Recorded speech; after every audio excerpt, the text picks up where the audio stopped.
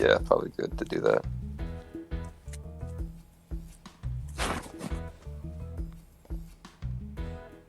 I've gotten word from Phoenix. She should be here soon. Nice. We can do one more practice round, and then we can probably get started. All right, we'll be starting the second.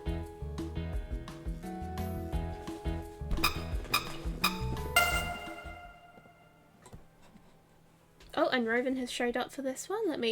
Okay, it's all showing up.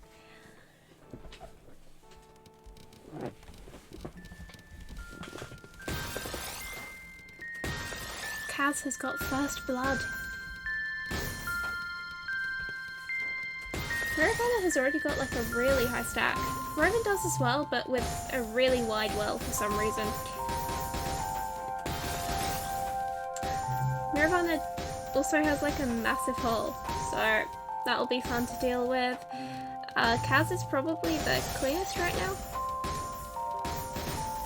I realise this commentary probably isn't the most useful, but I'm trying to get good.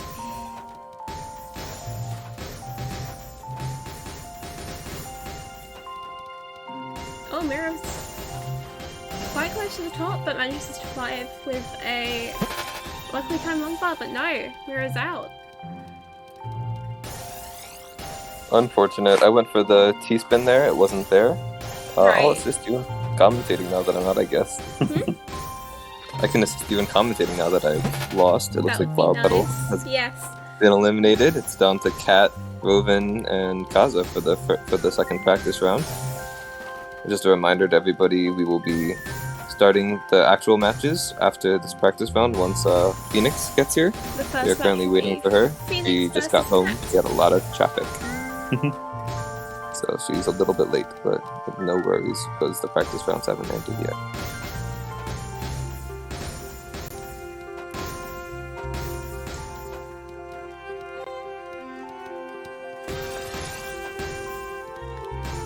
Kaz gets the T-spin, which, I mean, they're still pretty close to the top, but Kat is much closer to the top, so we'll see if they can survive. What you're seeing here is the variance of style between all the players. You can see Roven has been going mostly for quad Tetrises, because that is his strong suit, and how he sends most of his lines, while Kat has been going out mostly for T-spins, and Kaza, on the other hand, is right in the middle, doing a variety of both.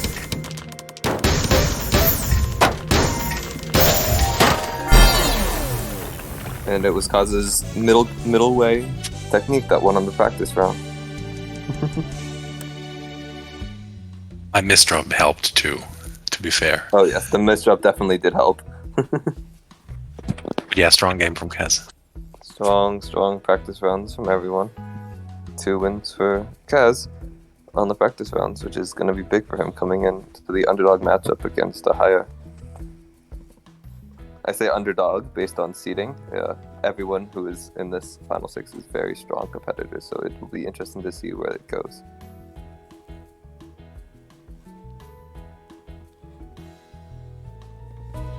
It's gonna be hype. Oh, well, welcome Phoenix to the voice call. You can just hop into the game when you are ready. Hi, Phoenix. Hi. Would you like a practice round, Phoenix, or do you want to hop straight into your game? Might as well hop straight into it. I honestly, you might as well. Okay, so the first game is Kat versus Phoenix, and it's going to be a 1st-to-9 game. Woo. Wait, Phoenix to get into the lobby. Welcome, Phoenix. Wait, and everyone else can spectate. Hiya. Yeah, the rest of you can help me commentate. Are you guys both ready? I'm not. I think like it's frozen. Oh. Let me know when you're ready. I'm good.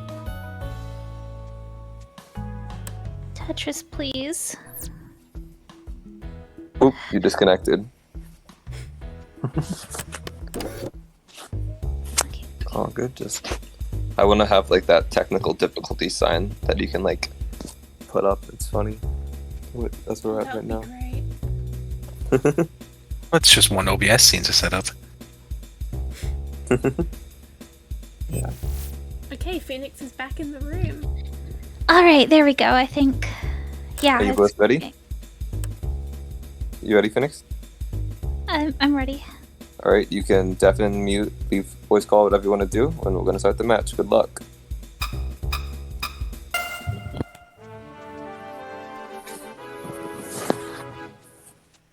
And this is the first match of the day.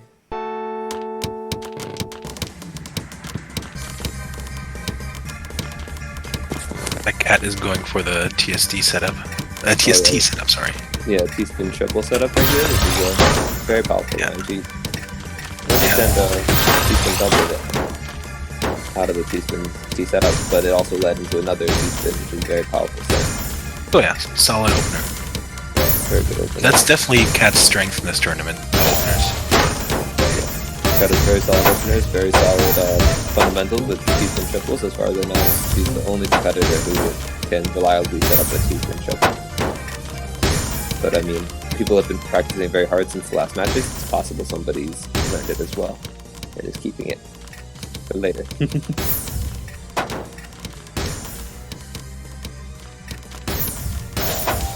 See here, Phoenix is trying to clear the lines that Cat has sent to her. If she can open this well, she has a good shot at clearing a lot of lines.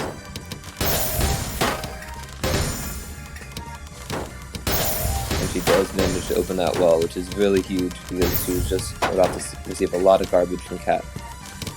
But then closes it again, which is not the way you want to go in that situation. And that results in the loss. First win of committee. First to 9, we have the first game done. See what opener Cat goes for this time. It looks like a T-spin triple again. T-spin double. Oh, T-spin double, and then a T-spin triple. Oh, a double T-spin into triple. a triple. Yeah, very powerful That's... opener.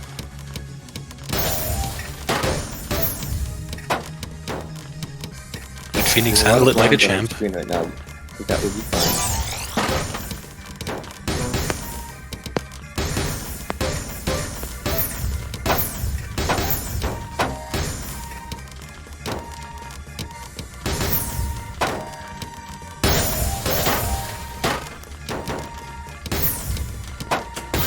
Phoenix just barely surviving at the top there, but it will not last much longer.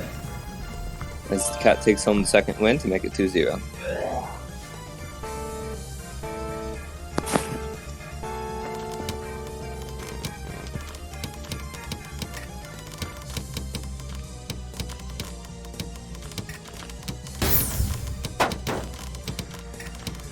Looks like Cat is going for a double wall this time. No special T-spin setup. No, just going for some straight combos. Looks like it. Cat is really high. And the combos have started. Beautiful combo there. And that'll do it. Wow. Just like that. One T-spin well, that's all you need. Nice, that was like a 6 or 7 combo. The theoretical highest combo you can do with a 2-wide is 10, so that was pretty good. Very solid combo. And looks like Cat's going for TKI. Yep, that's a TKO for sure.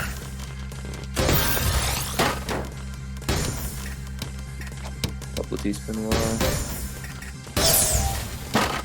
But Phoenix is able to recover most of the lines sent to her and send them right back. See if she can clear all the way down this hill. Ooh, oh, the mistrap with the long bar. On the long bar. Definitely very damaging, but she does manage to recover. She needs to clear these lines though as soon as possible. Alright, yeah, that J mistrap. Was the end of it. 4-0 so far. Cat's combos are deadly. Jesus.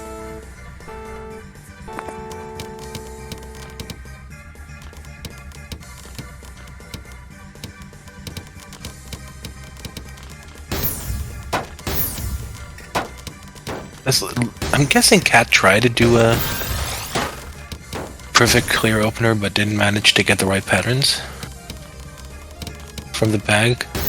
Yeah, that's kind of what it looked like to me as well.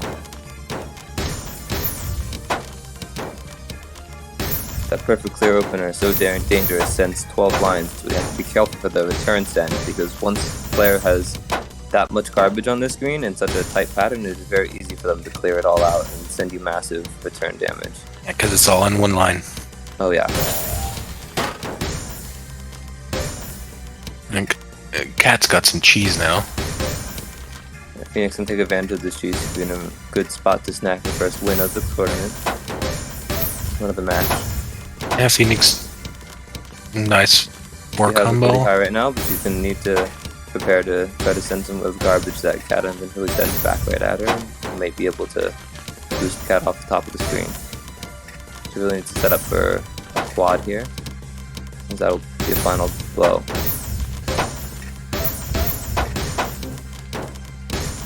Cat's fighting back though, with some combos. Cat found the hole, and that's all it took. Yeah, Phoenix keeps stacking on top of her hole, which is unfortunate. Couldn't get the longbow over, and then misdropped the L.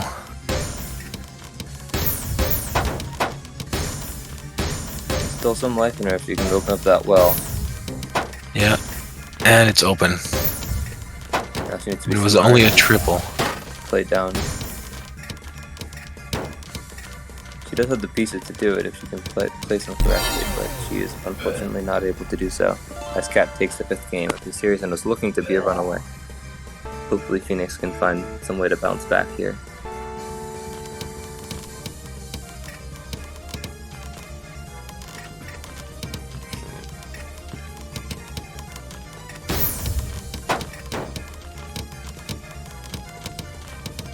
That's setting up with another 2 wide. She'll be looking to repeat. Cat will be looking to repeat the combos from earlier in the game that led to such an early victory in the second round.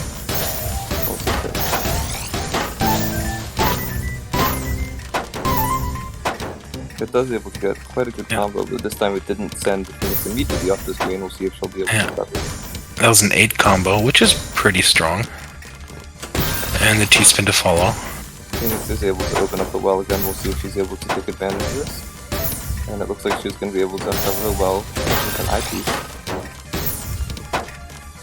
She found horrible position here, but Cat keeps it.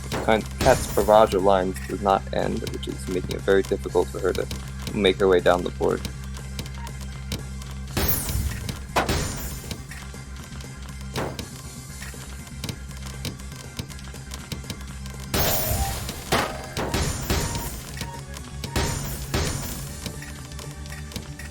Cat is now struggling at the top of the board. If Phoenix can find a way to send a couple of lines, she might eke out the first win of the series. It's hard for P. And Phoenix. she does. And it's Phoenix 1, Cat 5. Could be a good turnaround for Phoenix if she's able to build on this momentum. That was close. Phoenix parity was absolutely shot and didn't get a T in time. So that could have been very dangerous for her had Cat been able to send just 1 or 2 lines. It would have been indeed. But it worked out. As some of you may know, Tetris is a very streaky game, and often can see one opponent win the first 5 and then the other opponent win the next 5. So it is, while unlikely, it is very possible that Phoenix goes on a streak here and catches up.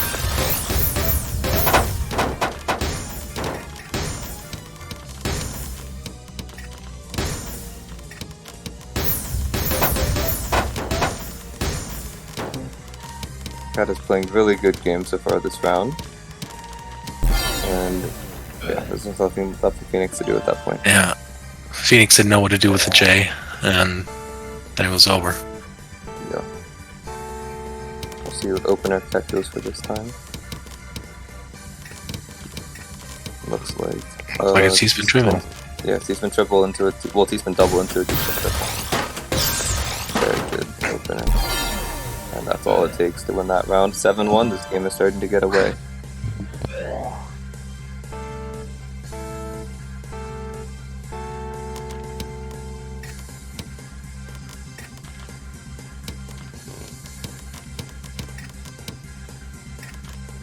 Cat is setting up another T-spin triple well. Yeah. Phoenix took a long time to start. Difficult well to set up. She also has a T-spin double rearing to go right there as well. That's a very volatile line. Phoenix is going to have to clear fast if she wants a chance to get back into this. Luckily, she's equipping her well back up. It might not be enough. It just might be a little too late for Phoenix here, but she is fighting as hard as she can to stay into this game. Alas, the constant barrage of T-spins and T-spin triples by Cat is just too much.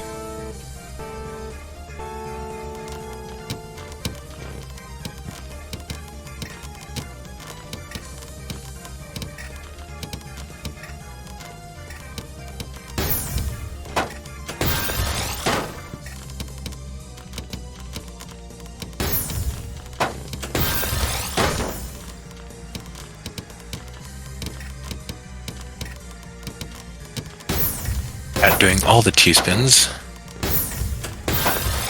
Phoenix is trying to survive again. That really has been kind of the defining feature of this matchup so far.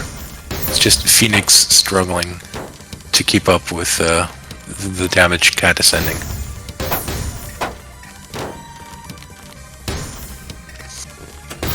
And she covers her well then, and that's the end of it. And Cat has won this game. I'm gonna put on the bracket for a second to see who's gonna play next, but well played, Phoenix. That was probably really tough to even get one off Cat. So the next game is gonna be Haya versus Cat, and the winner of that will play against Cat in the game after this. Good game, Phoenix. I'll probably close Discord to make sure that my computer's running. Yeah.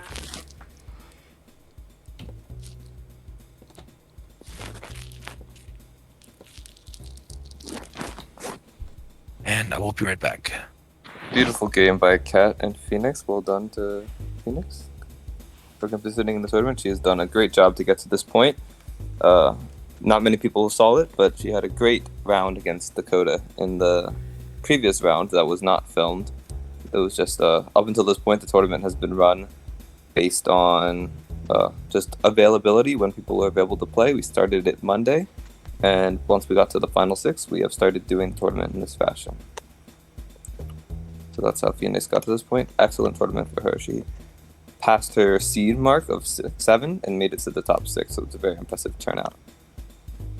On the other hand, Cat has done well. He lost to me 9-0, but was able to bounce back with this win, and has looked very strong. After Kata's record against the top 6 players is now 2-1. That 9-0 was a bit painful. Yeah, that was quite a match. It was a lot closer than the score would entail, however, I believe. Haya and Tazo, are you guys ready for your match? Yeah, just wait. I close. Hmm? Oh, I just need to close Discord because I don't want my computer to die. Oh, that's completely okay. You can do that. Yeah. Nakari, are you ready? Yes. Alright. Then we will start. I'm gonna just type them good luck, because they've both already deafened and left. By the way, feel free, any of the other players, to join in on the commentary. Please do, yeah. Nakari, would you like to do play-by-play and I'll do analysis? I'll try. Alright. Okay, so Kaz is also starting with the setting up of combos. Starting with setting up T-spin, but is that another T-spin setup there as well? That is, yeah. Yes. The T-spin with Kaza. Kaza set up 2 T-spins in a row now. And that's a powerful combo that he just went for there. Quad into a T-spin single, which sends, well, 5 lines. Haya is set up for a T-spin but doesn't have a T-space coming, so that's not going to do much good right now. And Kaz wins. An early win. This is looking to be a good matchup.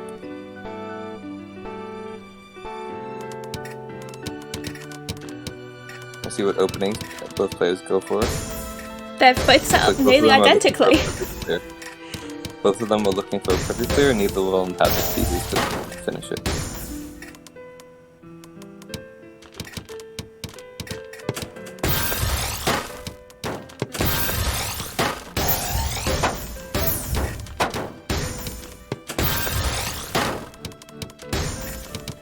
Beautiful play right now going on by Haya, just keeping low and responding to the garbage that's being sent by Kaza, working on exploiting the mistakes he's made with his deep drops to just send him farther up and up the screen. But there's probably... doesn't look like there's gonna be time. Yeah, and Haya takes the second game. And I know it's early, but I'm already predicting that this game will go at least 14 rounds. I pity their fingers. Yeah, this will go long. This is a really good matchup. Yeah, Kaz has gone for a T-spin again. Both of these players are 2 out of the 4 players who have been able to commit sub 60-40 line times within the NSTrio community. So it should be a fast-paced matchup, and honestly, I think it'll come down to which one of these players is able to better downstack and control their garbage, because that is going to be the defining part of their matchup, I think.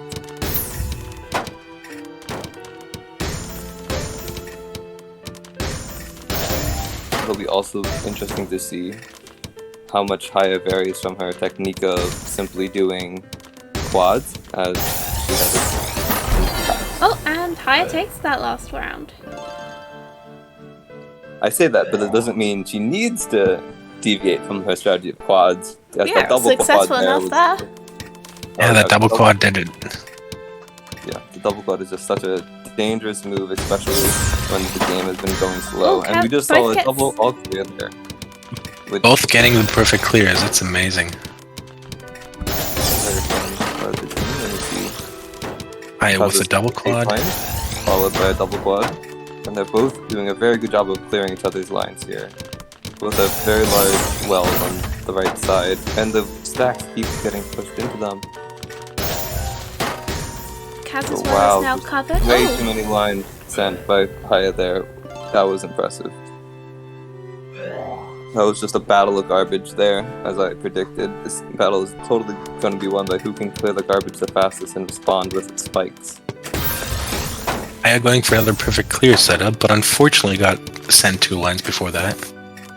It does. Kaz going for the TSD. Yes. T-spin triple. And she's able to clear her hole there, which is going to be vital, but because of Kaza's TSD into a quad, it equalizes out.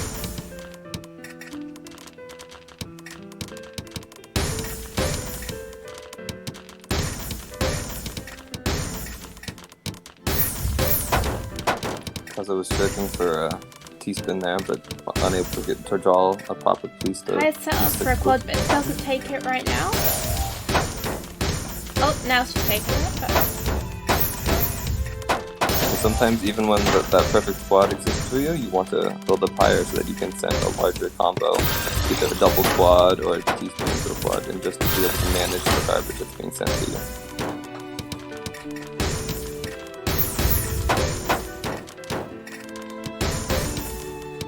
Both of these players are doing a good job of managing their garbage in this match. We'll see who's the first to make a misdrop that is critical. And currently, that might have been the misdrop that is critical for Kaza. Kaza's doing a good job surviving. Until now. It was. Yeah, at that point, he had a chance to clear some lines and get down to the clearing garbage, but unfortunately made a misdrop, which means he had to clear those lines too. And when you're being sent a massive amount of lines, it's really hard to also survive if you have to clear lines that aren't garbage beforehand, because you cannot clear garbage lines when you have your own garbage that you have created yourself. Yeah. I'm not sure. Not entirely sure if it was a misdrop, or maybe he thought the line would clear and it didn't. That's also very possible. After the first early win by Kaza, Haya is showing why she is ranked second and has taken a 4-1 lead. We'll see if Kaza can bounce back from this. Haya's What's also amazing about Haya is that she stacks real clean. Oh, Like, she so takes a moment to think about it, but then when she does stack it, it is absolutely clean. Pristine. And Haya finishes Beautiful Kazza stacking. off. Well, not finished, because there's still a bunch more games. But it's 5-1 now.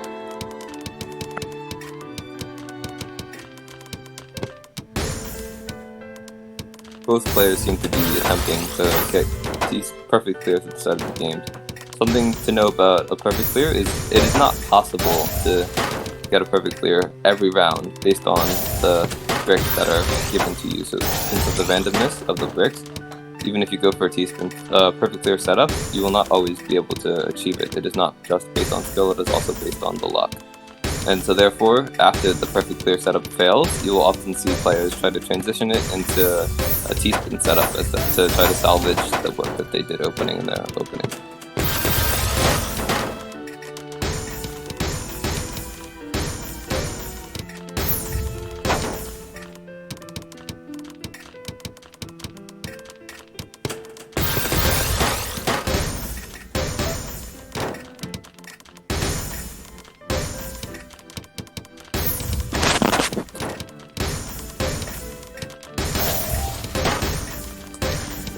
Players are fairly clean right now.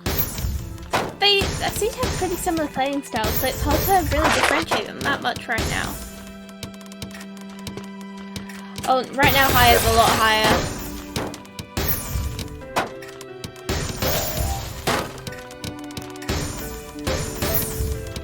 Interesting move Haya just made there to sacrifice the line on her board to go for the quad instead of just clearing garbage. It ended up being a very smart move as she was able to progress down the board and clear that intentional misdrop very quickly.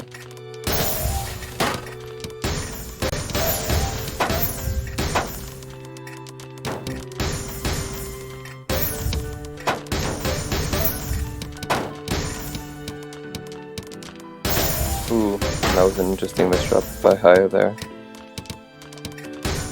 One difference I just noticed between the two, Haya seems to have Kaz has the higher sustained PPS, but Haya has the higher burst PPS. So you'll see Haya taking a moment to think about it and then execute it very fast. Which honestly is very important in Tetris. A lot of the times the game is won in a burst because both players get into a sort of lull where they are just trying to clear lines and not focusing on attacking. And if you are able to burst into an attack, it can really damage someone who is not prepared for it. That's absolutely true as well. But it's also decision making. It seems like Haya still takes a bit longer to make the decisions. But then once she does, she's able to execute them quicker. Indeed, which is a very interesting dynamic between the two of them. And so far, it seems to be working in Haya's favor. Indeed.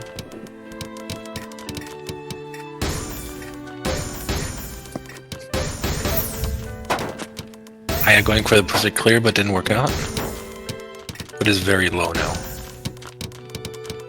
Kaza may be experiencing A bit cheesed. some of the fatigue with his cheese. Just mental break after some tough rounds.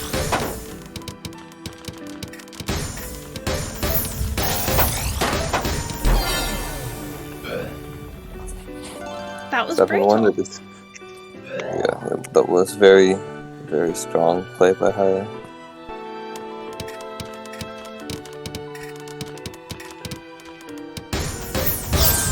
Haya gets the all clear this time.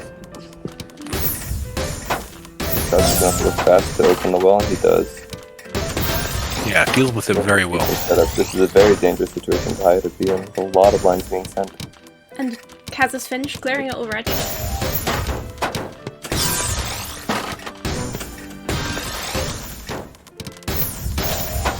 Whoever's able to open up this well of garbage here might win this game.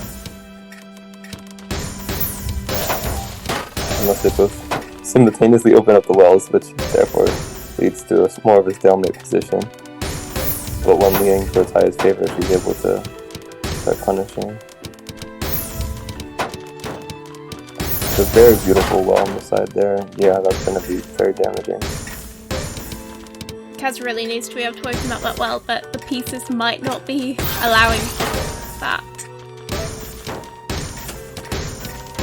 Doing what he can. Ooh, he just had an opportunity there to open that well and missed it by placing the pier sideways. If he had placed it horizontally, he would have been able to send his eyepiece down that well, but unfortunately he missed it, and that was the end of that round.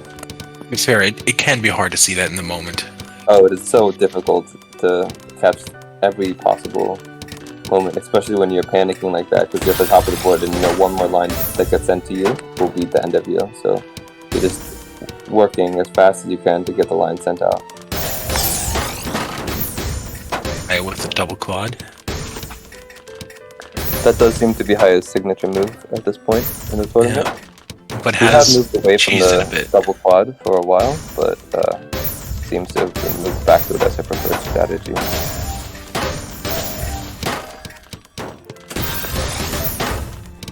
Haya misdrops the J. And now has to scramble to clear that up. It will definitely be a scramble here. Kaz is clearing quite quickly. And Kaz takes the second game. It's now 8-2. Down for a little bit longer. Come on, Kaz, you can come back. That would be an epic comeback. It would be so good. Comeback. That was quite an interesting sequence. Both of them are building their all clears on different parts of the board, and at the same time they got to the end of their all clear and realized that it was impossible to solve their all clear, and that was just an interesting thing to watch happen at the same time.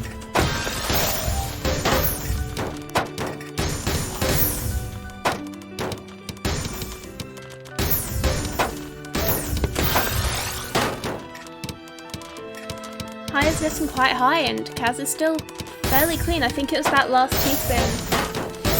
Kaz and I think As we need to get through this garbage, these two levels of garbage here, and should be. I think Haya also misplaced the Z piece earlier, and that kind of screwed up her timing a bit. She's been able to uncover this well, and she should be fine in this position. Massive combo from Kaz. This is now going to turn into a who can clear garbage faster fest. Which are fun to watch. Oh, they're very enjoyable to watch. Kaz was thinking very long about how to do a T-spin there, and he's unable to get anything better than a T-spin single.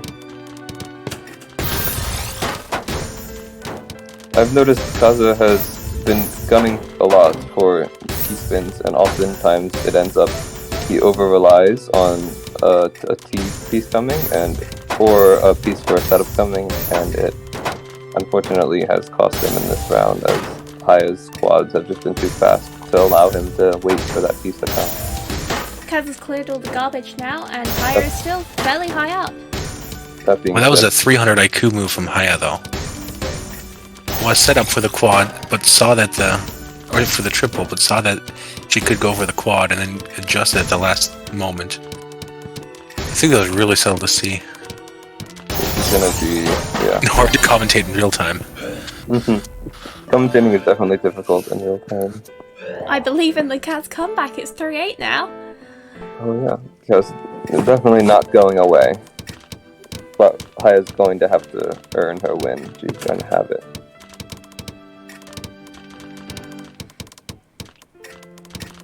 I do think the commentary doesn't necessarily have to be play-by-play, because, I mean, the viewers who are watching the stream can see the play-by-play themselves. Fair not a radio.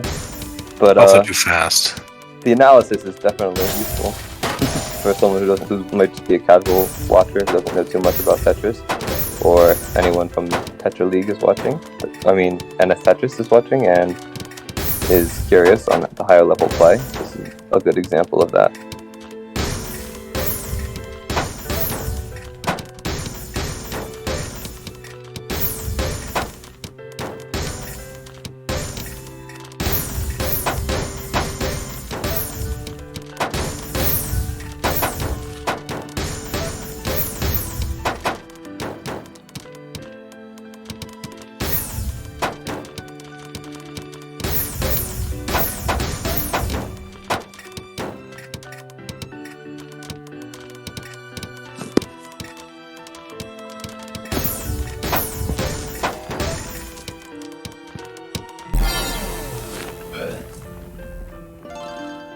Kaz And takes a another fourth one. win for Kaza. Is coming back. Kaza has always been a streaky player from what he has told me. And you are seeing that here. Yep. Oh, Haya gets the all clear. Kaza does have the all clear well completely open though, which could be dangerous if Haya does not keep her board clean. Currently it is very clean, so she should be fine. But Kaz did not take the time to go for a back-to-back, which he did have the time for. He's just still not going for back-to-back. It is an interesting tactic. And that misdrop might be critical depending on if Haya is able to start setting quads here. So far, he's able to clear it. Ooh, and another misdrop that could also be very dangerous depending on what happens with Haya's board. Haya is also very high up though right now and has some misdrops of her own. It is very much looking like the next person to send a quad or a massive amount of limes will be the winner of this round. And another misdrop from Kaz. Is full panic mode right now. That is very dangerous. Ooh, and ooh, yeah, that's not looking good. Oh, yeah, that's it for Kaz. There's no way he can recover from that. Unfortunate. And Good games. That was so close. That was quite a comeback. Yeah, that was impressive. The way Kaz fought back and did not make it easy for Haya. So next game is going to be Haya against Kat, the winner from last game, and that will determine the winner from the losers bracket, who will go on to face either Mira or Roven, whoever wins out of them. We can wait for Haya whoever to loses. Yeah, let your fingers recover for a moment, and just let us know when you're ready, I guess. Oh, she's not in here. Yeah, no, she's not. Yet.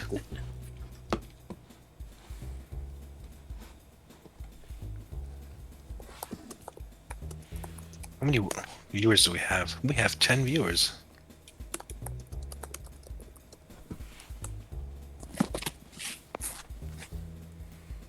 Hi there, 10 people, 7 of which are the ones in this VC.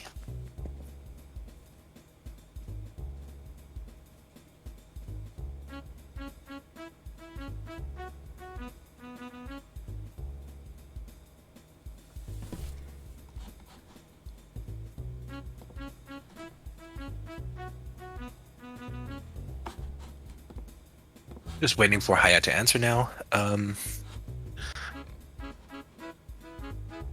Haya might want a brief break after this game because I can tell you an FT9 game can be quite brutal on the arms if you're tensed up like me, which is bad, but Haya just replied that she's ready, so... Okay, so it'll be Haya versus Kat. Yeah. This should be interesting to see because they both use a lot of combos. Although Haya, I can't remember how words work, sorry. But definitely very different styles. So this will be very interesting to watch.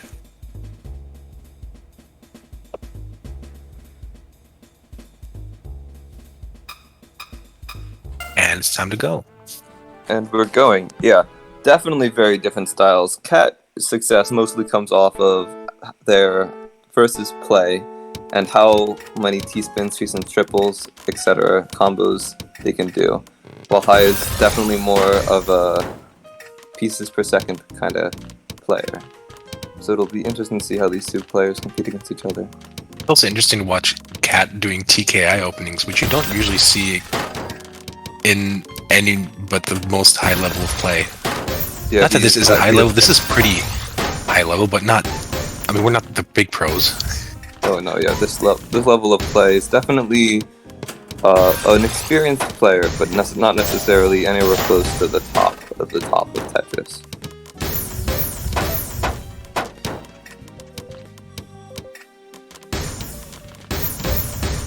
I was just waiting for a chance to use that T-spin well into a quad, but was unable to get the piece she needed, which was a yeah, highest parity just killed it. She had no chance to place the square or the L. which was very unfortunate. And that's why T-pieces are so important in this game.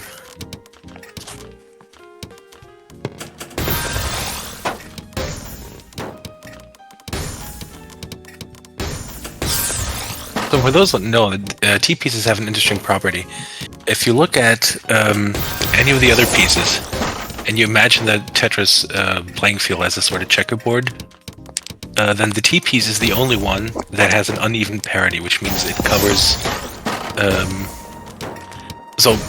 all the other pieces cover 2 white and 2 black squares, if you imagine it as a checker square, but the T-piece does not.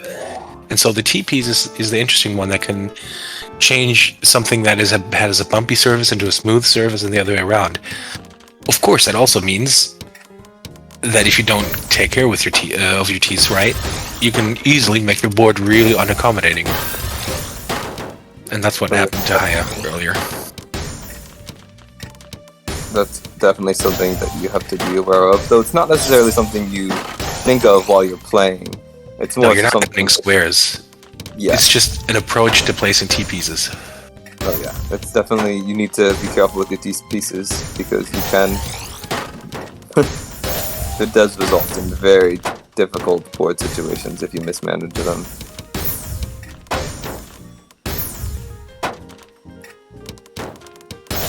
There you saw Cat pause. Haya pause, even though she had a very obvious T-spin weld. A quad weld there, because she was attempting to form a T-spin into a quad, which was considered a spike, as it sends 10 lines of damage, and she was unable to, and that's why you saw her just eventually send down the quad. But Haya has been able to bounce back after Cat stole the first game from her, so it'll be interesting to see how both of the players react going forward. Cat is able to respond and win a game of his own.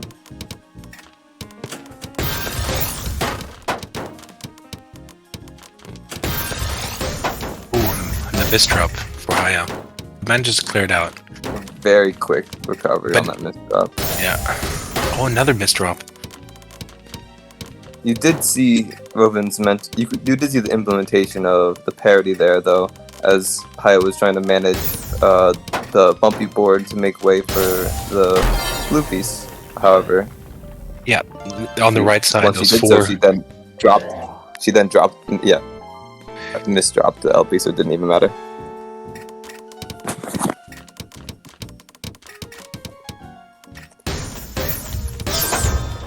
Haya manages to get the all clear. Cat did not manage to get a good opener, which is rare. And is now scrambling to clear that away, but seems to get it done.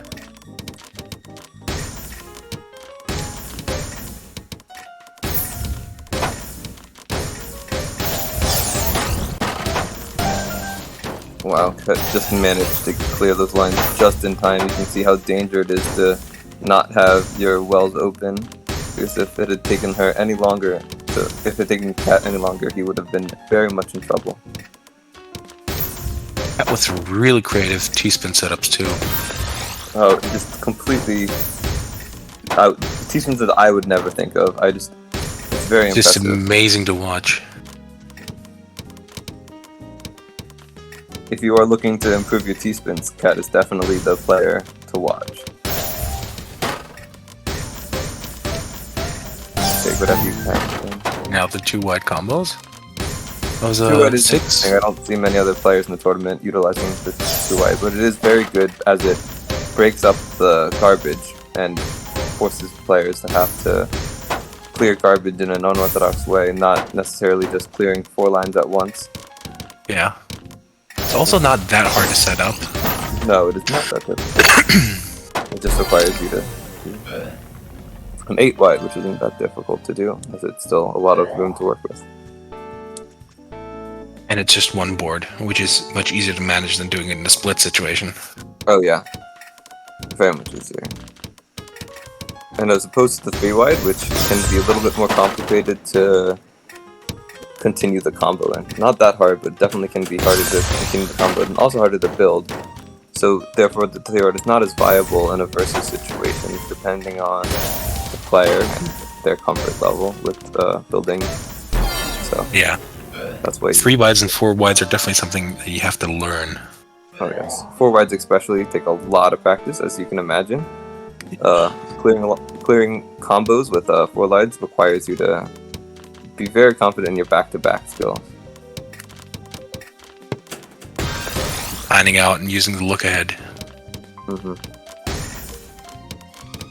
You do need to look at least 2 pieces ahead at all times. Again, no big opener from Cat. This is odd. Unusual, even.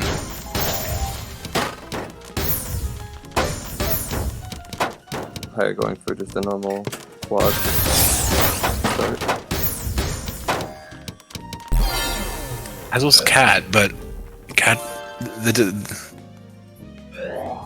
The disadvantage Cat has is the speed. Because if it's in a quad-to-quad matchup, Haya will win that every time because she's just that much faster at it. It's not really not Cat's strength.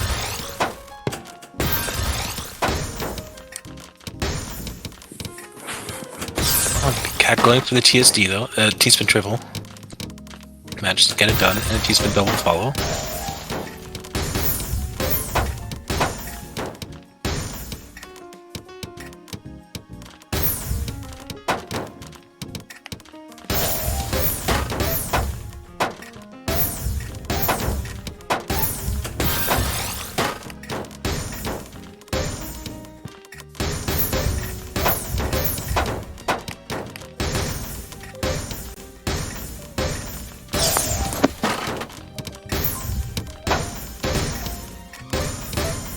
And managed to open the well,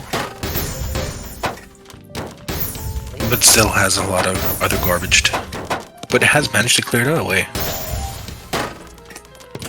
and sends a nice spike to finish Cat off. A 6-2 for Haya so far.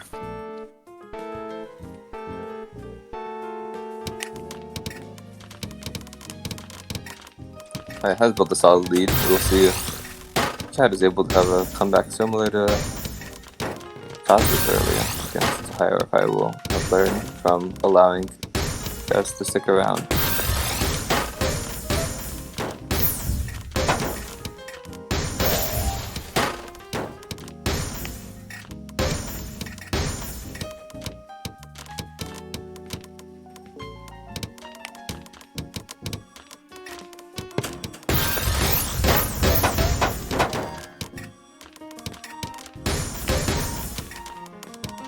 Like, Cat was trying to set up a combo on top of the cheese, but that only worked marginally. And is now struggling. Yeah, that wasn't gonna happen. It's too much cheese.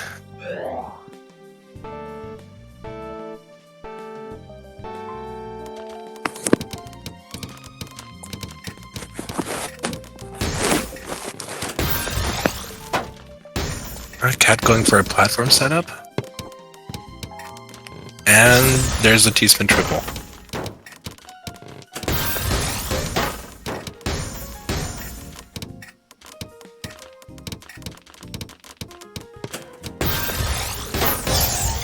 And Haya with the spike. It's kind of a pattern at this point.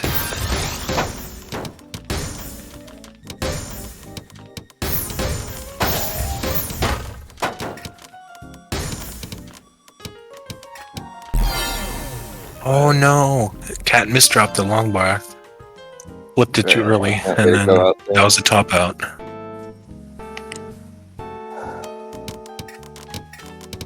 We'll see if Haya is able to put Cat away here, or she will let him hang around just like she let Kaza hang around. T-spin double into the T-spin triple, but is holding it. Probably strategically. It's definitely strategically. Oh, could have followed with a T-spin mini, but chooses not to. Oh, there we go. Must have been saving it for this combo. So didn't get that much out of it.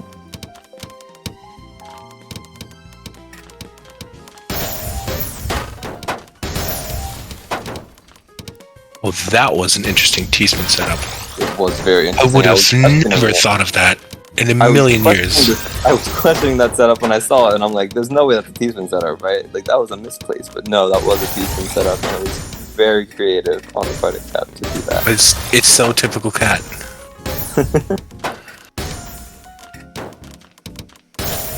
No, regardless of who wins this match, you have to admit both of these players are very good at what they do. Absolutely. Cat very good at how he will set up his T-spins. And Haya very good at her quads and placement and building. Just outstanding performance for both of these players in this tournament.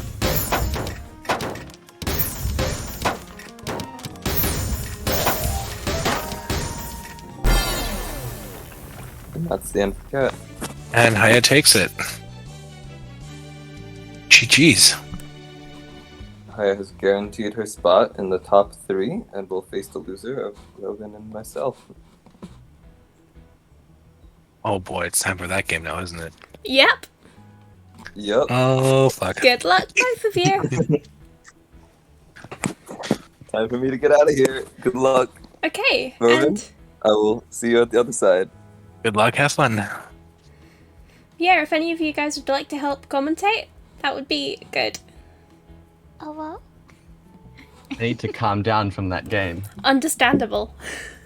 That was very intense to watch. Y'all are like crazy at it. Like, I love watching y'all play. I'll need to watch the VOD to find out what y'all were saying about me. Only very nice things. Yeah, we were just everyone was bullying you. That does sound like you, Phoenix. I'm sorry. I'm just kidding. Okay, and they're starting. I'm sorry.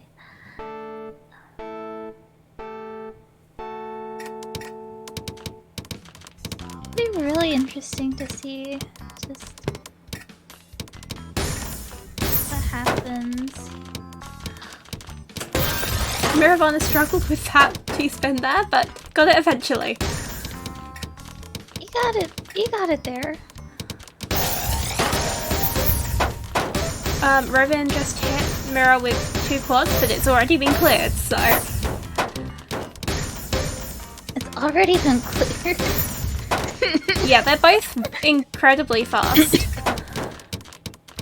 Yeah, I mean, you have like Robin going around like 1.5 something pieces per second, Mira around the same.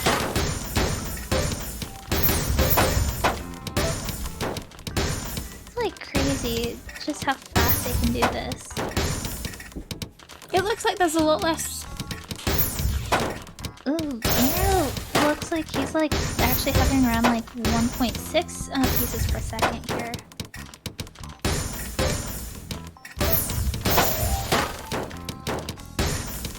I wonder how he's gonna fix that thing.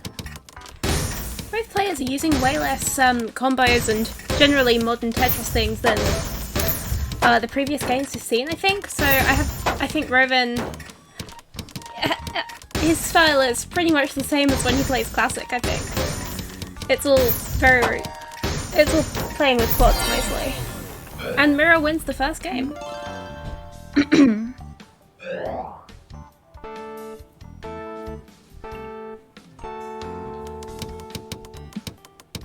Oh, that immediate misdrop though. But easily fixed.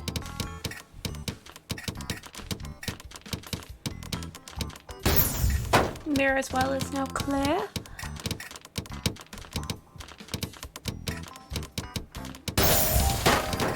Oh, Roven's got up super high. Could have gone out there, I guess. But got along there in time. Oh god, Mira just attacked Roven with like, I think that was like 4 combos? There was a couple quads and a T-spin and...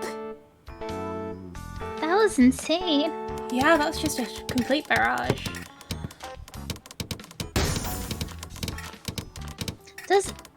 Okay, like, serious question though, does anyone actually have a chance against that though?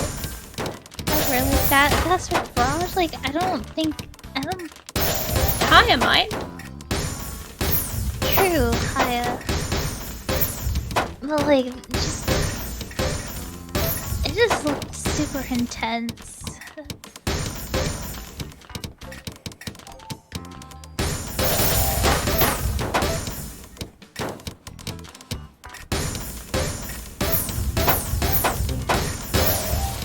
Dang.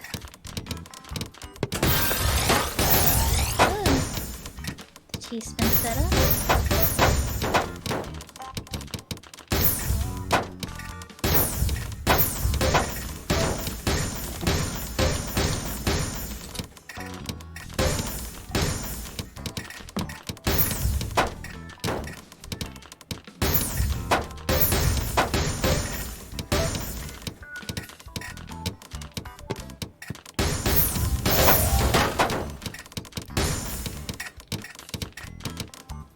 These two seem so closely matched in this game. I think this one is going to turn into a battle of garbage again, like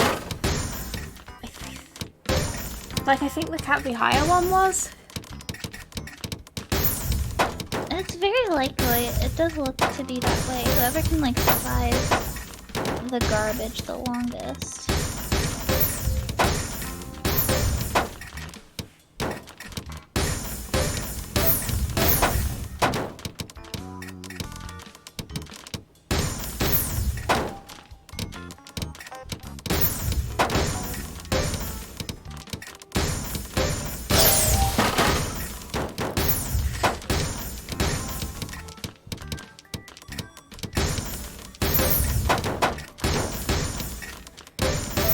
Raven really needs to down stack. No, and doesn't manage it in time. 3-0 to Mira.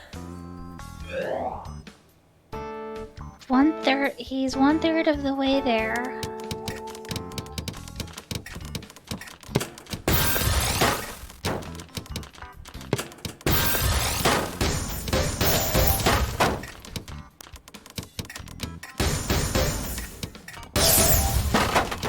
Okay, those T-spins like sounded like wild. But like, dang.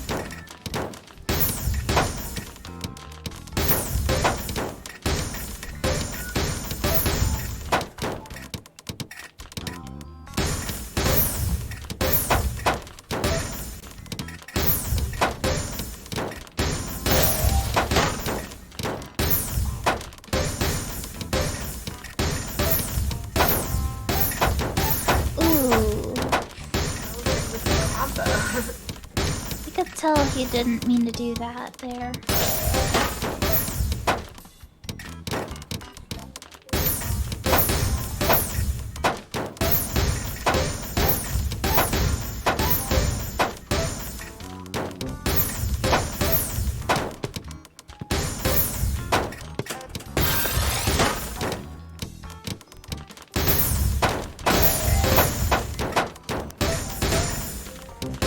Both players are fairly clean right now. Mira's just a tiny bit closer, higher than Roven, but not anymore. Managed to open up the well. Like, how, like...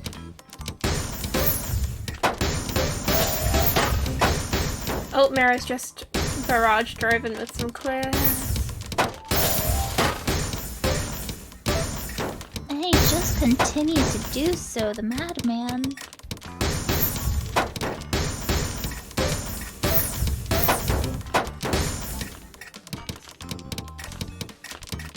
Gravity's like getting like really fast. This is gonna become like a battle of who can survive the gravity.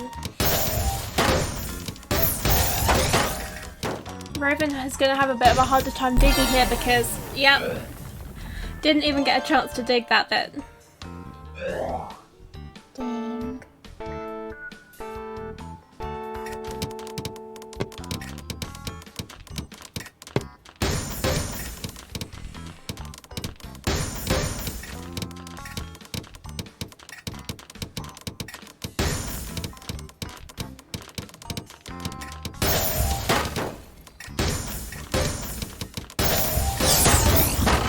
Robin hits Mira with a double quad, and Mira was right at the top for a second there, but recovered really quickly.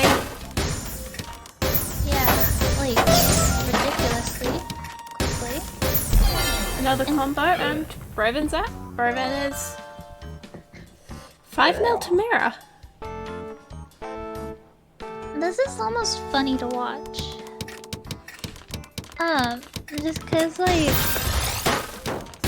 I think like even just like a couple months ago, Rovan probably would have like taken this super quickly.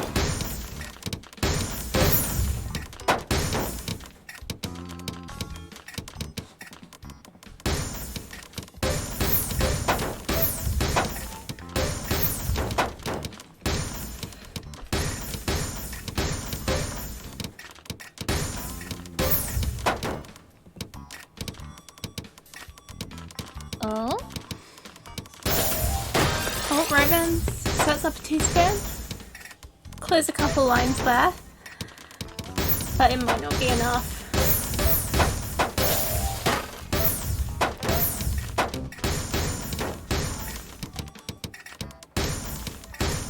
It's insane to watch just how quick these guys can like just like think of where to place the blocks even.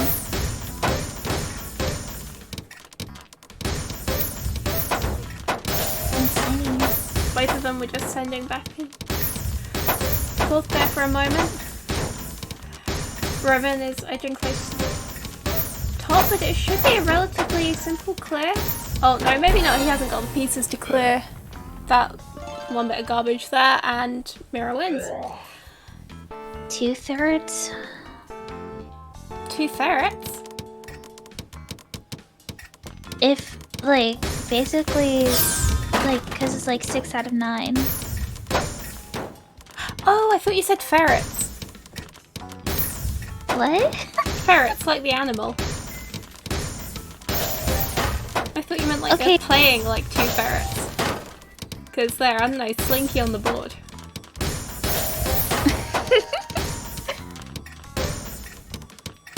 Robin's right at the top again, but gets a long bar to clear that, but I don't think he can clear that garbage.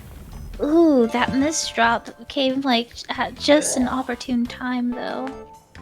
Not that it mattered, but can Rovan make a comeback though? Robin looks like he's setting up a 4 wide well. That is going to be terrifying if he pulls it off. Yes. Ooh. That's gonna be fun.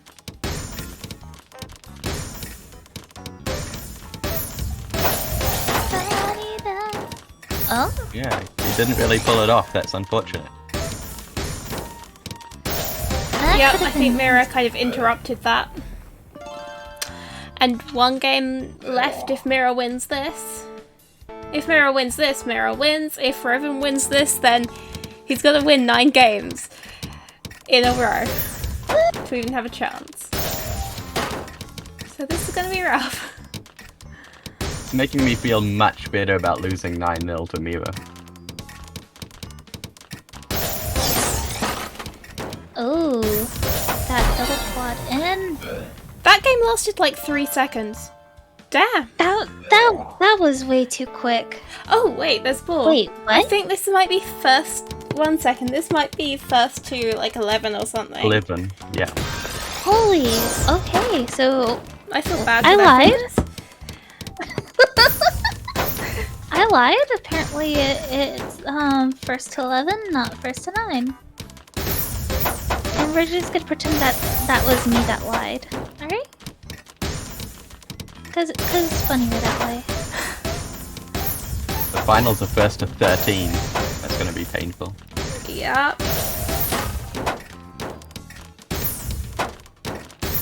Wait, it what? Like, what's gonna be first to 13? The final. Wait, I thought this was the final. No, this is to determine who goes into the final, and they'll face whoever wins in the loser bracket, I think. There are a lot of games still to go. Well, We're like halfway through. There are either 2 or 3 games left. Wait, I think the loser of this one plays me, and then whoever wins me versus the loser then plays in the final. That makes Is sense. that a Okay. Yes. Hi, Haya. Yes. Hi. Are you excited for your game? Yes, I am excited, and I'll be probably playing Rovan, which I lost to him once, but we might be able to pull off a win. We believe in you. You can do it, alright? Okay, so now we're at the If point anyone- where if Mira wins this, he wins the whole thing. Not the whole thing, the whole match. Yeah. Rovan needs to win like 11 games in a row to even stand a chance at this I point. believe in It's really Rovan. sad. Yes. Wow. What? Okay, Rovan's Hey, taken did one. it. Whoa. Out of nowhere. Well, that was dramatic. Alright, now he just needs to do this 10 more times. Well, it's not looking great, unfortunately. He just needs to do it 10 more times. I believe in Rovan. It'll be so easy. Yeah, you know, cause you know what they say, row will win.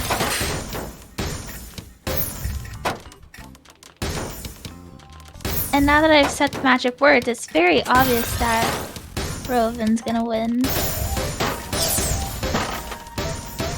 What? Wow. Some impressive downside. Mira survived that?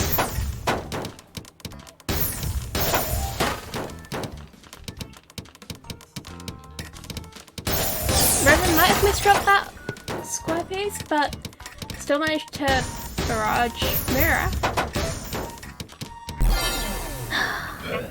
Alright, is wild. alright, Ooh. alright. How many games? Hold on, 11, 10. Rovan just 9 needs to more win games. 9 in a row. 9 in a row, 9 in a row. He can do it. He's amazing. He's literally Tetris King. You'd have to be a Tetris to win those. What the hell?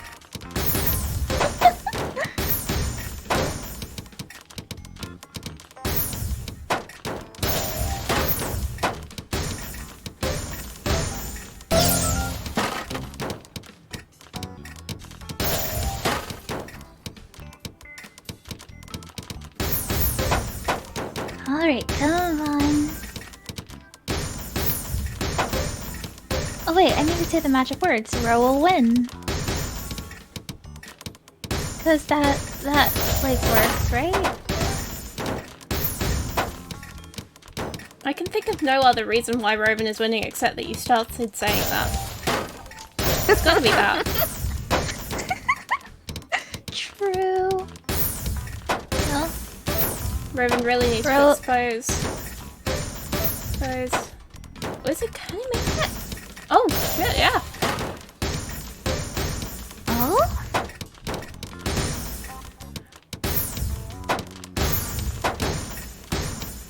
Could it be the row will win energy?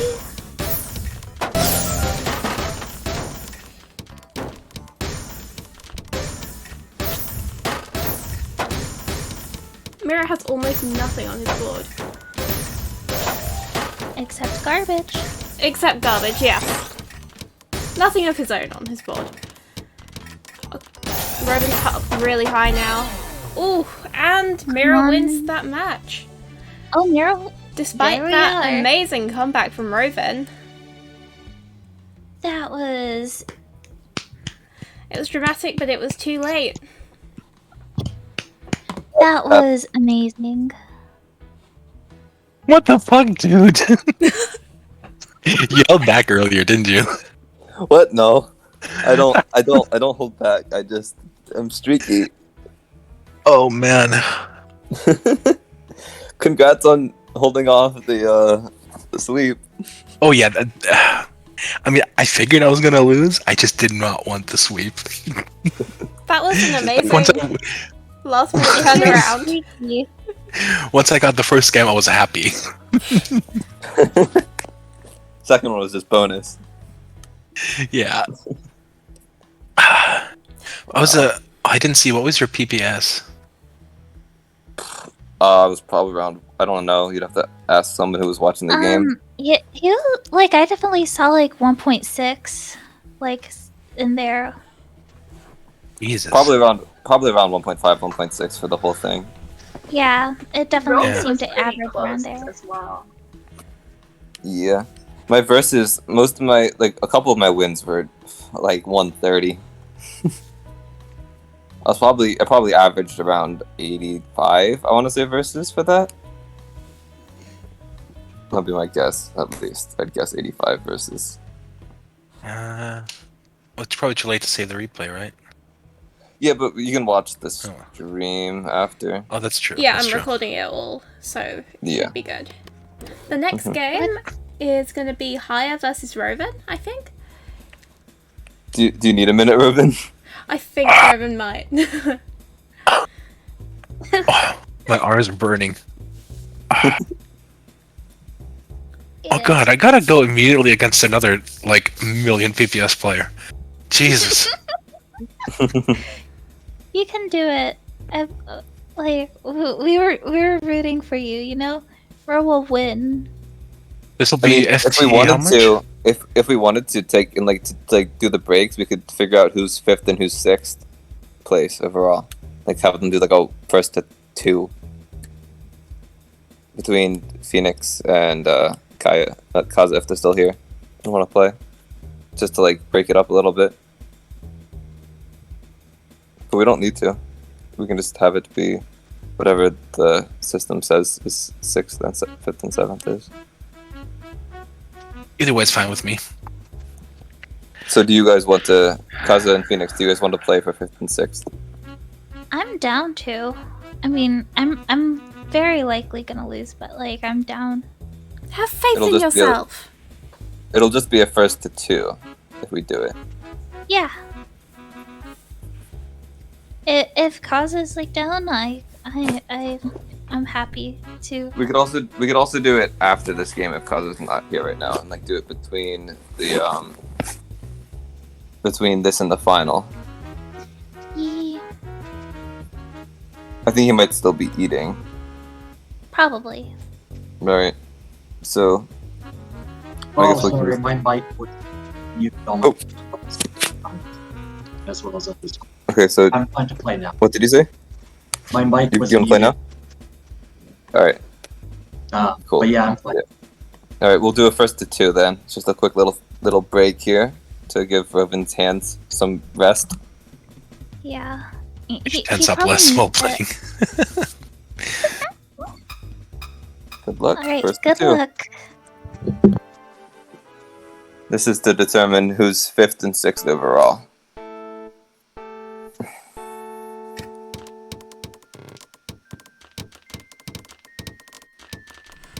How similar would you say the playing styles of these two are? Not at all. Not at all, yeah.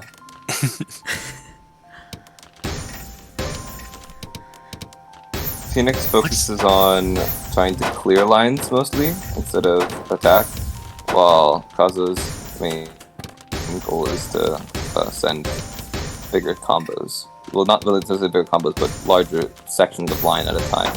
Phoenix is very much... She will send quads when she has them on her board, but you will see that she does not necessarily always set up her 9 wides.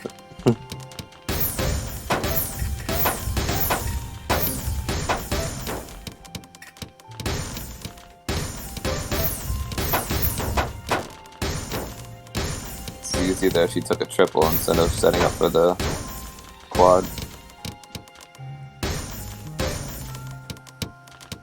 It looks like Kaz thought that was going to clear. Yeah, I think so. Interesting, he decides not to take the garbage there. Oh, goes for the teaspoon.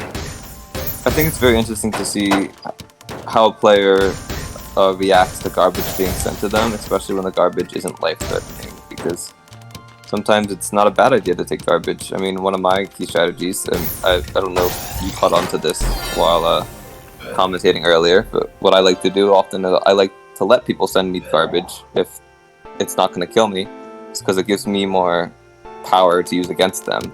So I don't like to counteract the garbage that's being sent to me unless I think it's too dangerous to be on my board. I don't know if anybody caught that during our match.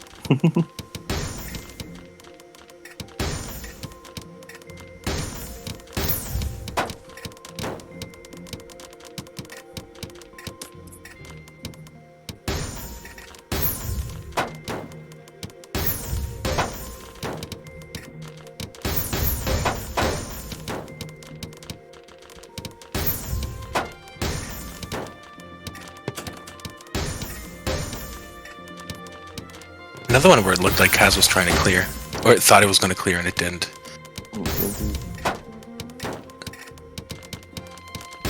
The second one already this game, and I'm just guessing that that this is the thought process.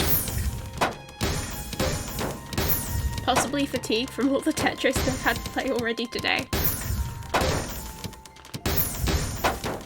Is that something you notice? Like, does your style of playing change in this, since it's so many games all at once?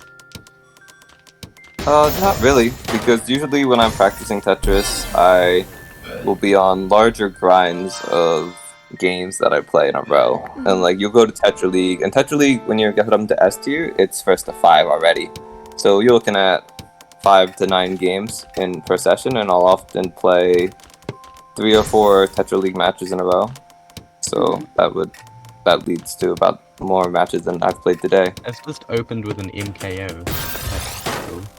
That's a very interesting setup. That I don't think that was intentional. I think that was just working with missed drops there. I think it was intentional. That's one of the set openers. Oh, you think so? Yeah. Oh, I guess I just don't know. I don't know openers well. That is definitely one of the weak points of my game that I need to work on. Because it is very high rate here, but does have a strong well.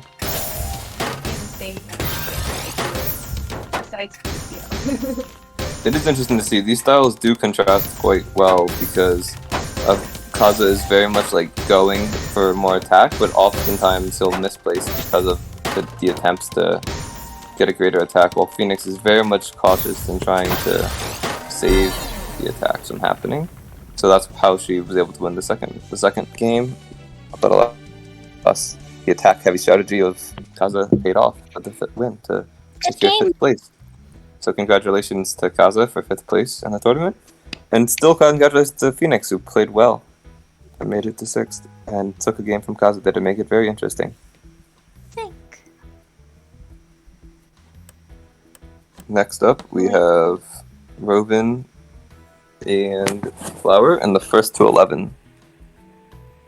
GLS? Fun. GLHF?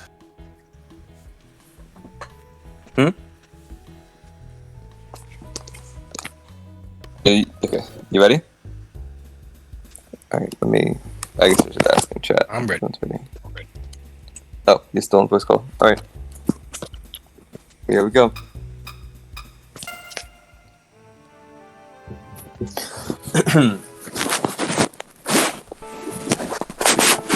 This game will determine the last member of the final 2, and also determine the third place finisher. Both of these players have guaranteed their spot in the final 2.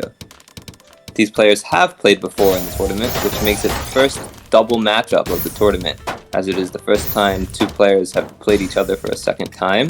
Robin won the first matchup, which was what sent Haya to the losers bracket. He had won that matchup 9-4. So it'll be interesting to see how a first to 11 series treats these 2 players. You can immediately see Haya has a faster PPS speed than Robin. However, Robin is managing to keep up and has a similar attack per minute. This is due to better line management and better clearing of garbage. As you can see, there's no garbage on Robin's screen. It's quite clear. Well, now there is. Oh, now there is, because it was just spent by Haya. Rovan will most likely be looking to clear that as soon as possible. He's able to open up the well, but he's in a dangerous situation here. There's not a lot he can do at this height on the board, and if Haya can clear enough lines, he's able to do a really good save there. If he had placed that block anywhere else, even though it would have left the well open, it would have allowed Haya's lines to go through. He could not allow Haya's lines to go through when he's at that height in the game. It would have And that's one for the flower. What would you say is the most important difference between these two then? Because they both do use quads a lot. So I think the main difference between these two players is Rovan has a lot of experience in classic Tetris, which gives him a lot of it gives him an advantage when it comes to viewing how to use upcoming pieces, because he usually only is able to use one piece per he's used to only having one piece to plan with, but since he and so he knows how to use the next piece very well. Haya, on the other hand, is used to Modern more, and so therefore a lot of her strategies have originated in Modern, while Rovan is mostly adapting his game from his Modern playstyle, from his classic playstyle. And Haya wins the second game. This is interesting. Rovan did win the first matchup, but Haya did have a longer break here. I mean, Rovan wasn't just thrust into it, so it shouldn't be too much of a problem. We'll see how these games go, though. If he's able to bounce back from this. I would believe he would at least be able to bounce back somewhat from this match.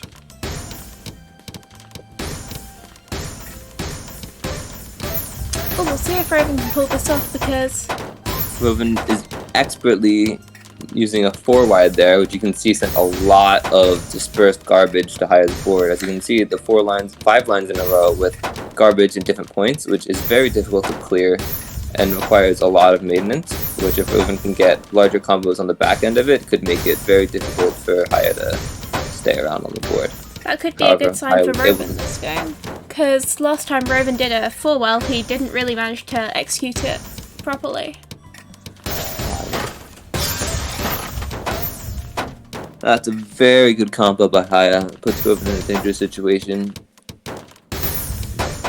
Smart move there to not use the line piece and save it for a better situation. And now he's going for a double quad, which is going to, well, not double quad, but almost double quad. A lot of lines sent from it. Ooh.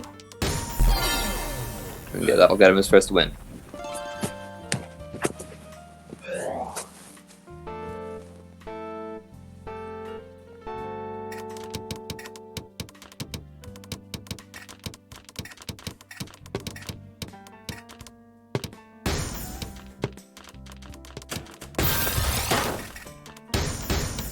So if you look at the seedings for this tournament, you'll see that Haya is seeded second, while Rovan is seeded third. This is due to the fact that we based our seeding for this tournament based on 40 line times. And if you haven't realized this already while watching, you can tell Haya has quite fast pieces per second, which is reflective of her 40 line time. Rovan, on the other hand, is more of a versus player than Haya. Not necessarily completely focused on versus, and as he does have a really good versus time of 56 himself, but you can see that in their play styles and how it differs. It also makes it hard to determine who is the underdog in this situation. Haya is ranked second, Rovan won the first game. Haya has the lead here, so it is very difficult to determine which one of these players is expected to win, and therefore it leads to a very interesting match.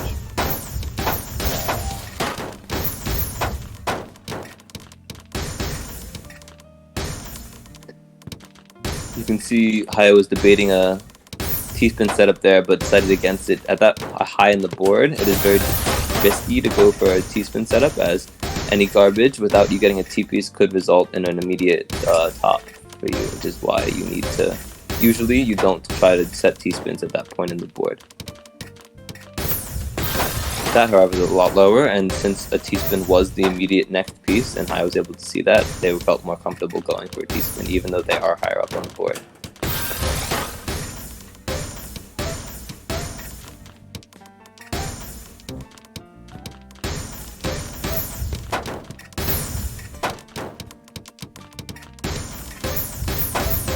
both players here seem to have a significant amount of garbage. It'll be interesting to see who can clear down faster.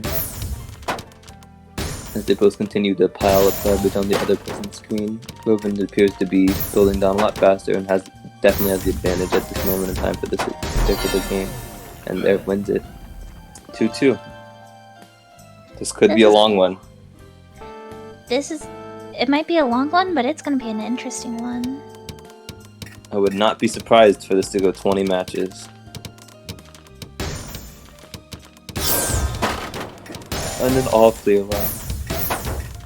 Very good opening, but Roven does have a very clear board here. Ooh, and that misdrop is dangerous because now he's working against a huge well on Haya's board. If she can get a double quad here. Oh, and doesn't go for the back-to-back, which would immediately kill him. She needs to go for that and takes it and wins the round.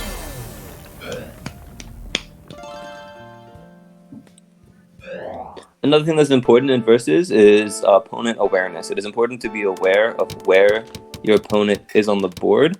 A lot of the times, you might be able to set up for a double quad, but if you look over at the opponent's board, you might see that they're very close to dying, and it might be beneficial for you to just send a quad over and see if they can deal with that amount of lines being added to their screen. Because if you take the time to add up to a double quad, they might be able to escape from their difficult situation. So it's also always important to be at least somewhat aware of the position your opponent is in, so you know when and how many lines to send.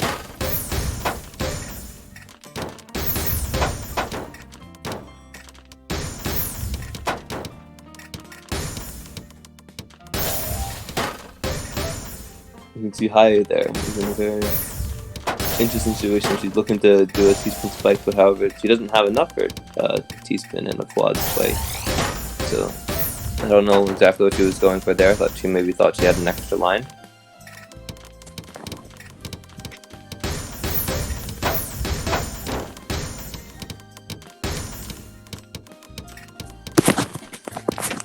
Ooh.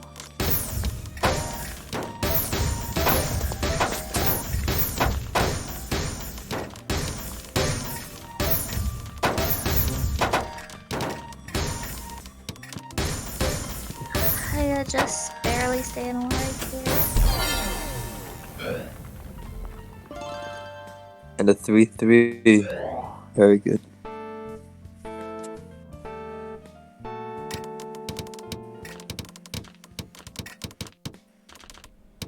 Is that a misdrop from Roven, or is that a modern Tetris technique? Well, we have a saying. There is no such thing as misdrops, just complicated T-spin setups. And while it's not exactly true, it is funny to think that, yeah, sure, he was definitely thinking about setting up a T-spin in about 10 years. But no, that was definitely a misdrop. Can Roven survive this? Maybe. Probably not. 4-3, this is definitely looking to be a very close matchup.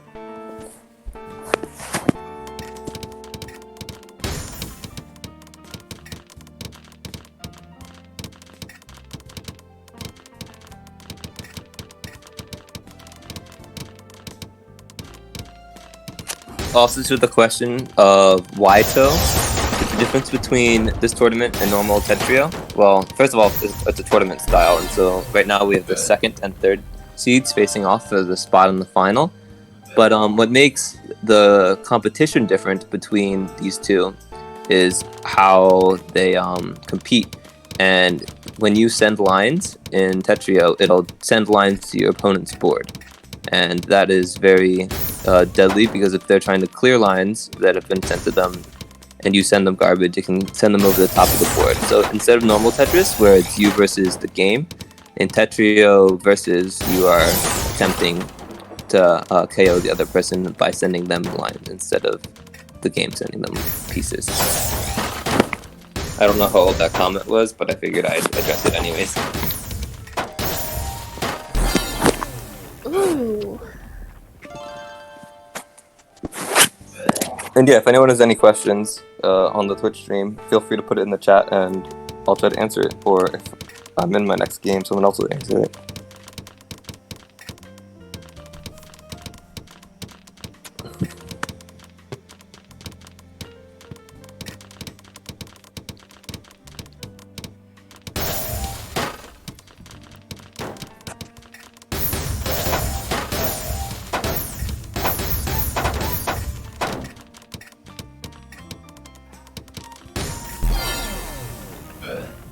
Another win for Rovin.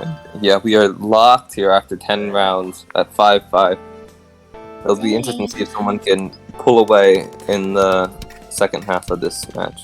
Waito asks, how did the name NSTrio come about? It's because we all play a game called NS, or Nation States. So this is just our tournament on NSTrio. NSTrio, game Nation States, it's a game we all play. It's where the community comes from for this tournament. So all the people who play in this tournament play that game as well. And so we consider it to be NSTrio, which is just, doing a little fun.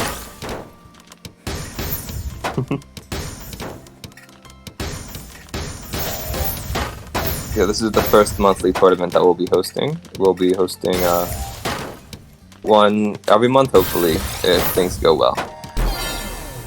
We'll see how people like it, and if people enjoyed the first one, we'll continue it next month.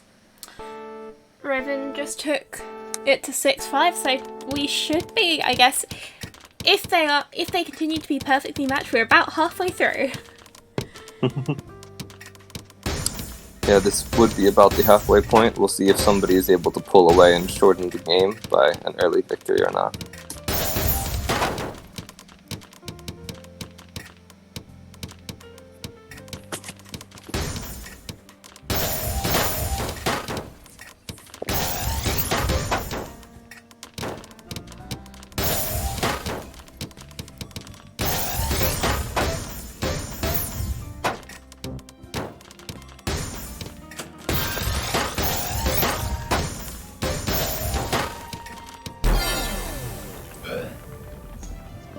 Tied again. They are really going back and forth. We could be down for a treat if this goes down to the wire. A 10-10 final game would be absolutely phenomenal. I don't want to jinx it, but I am hoping that's what we get out of this. Brilliant performance by both players so far. I've seen multiple plus 100 versus scores, which is exceptional for their level of play. So if it doesn't happen, we can just blame you then? I didn't say that exactly.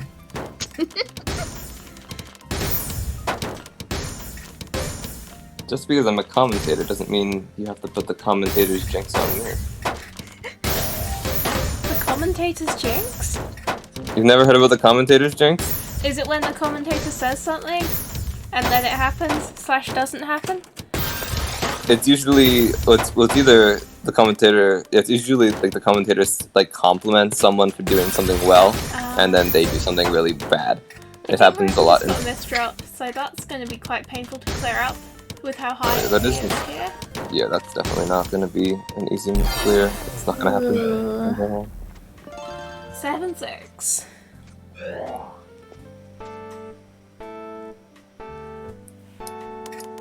By the way, are you getting any background noise to my mic at all?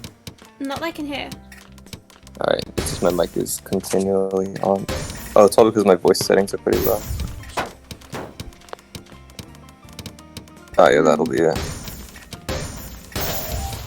A shaky start for Haya.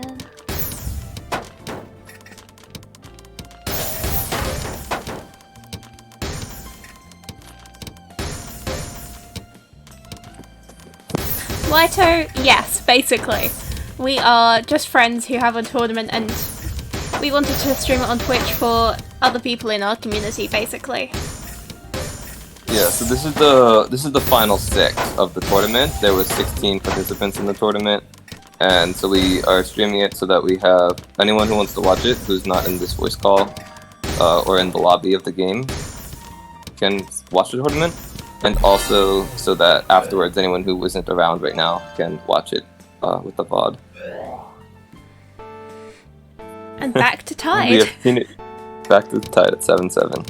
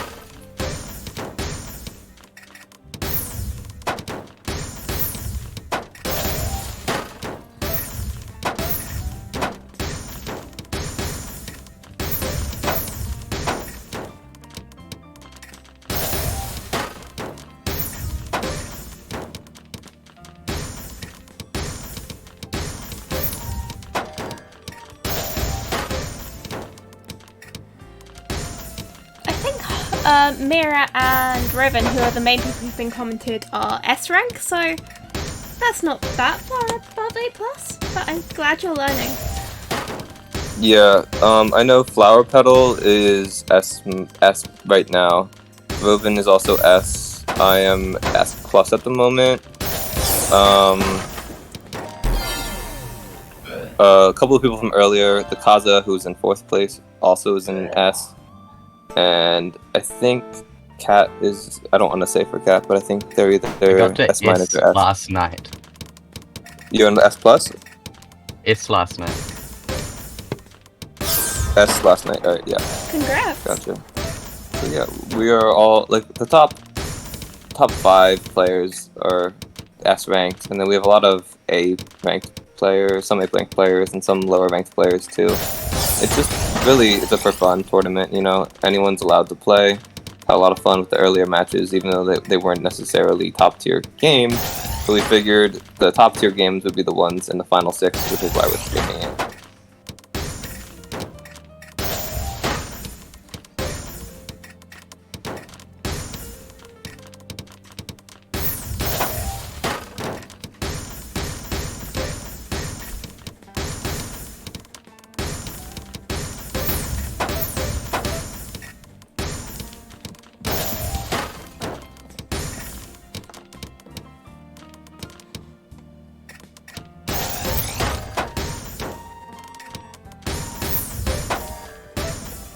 Yeah, Roven's definitely struggling up there. Haya just needs like one more line, which he gets.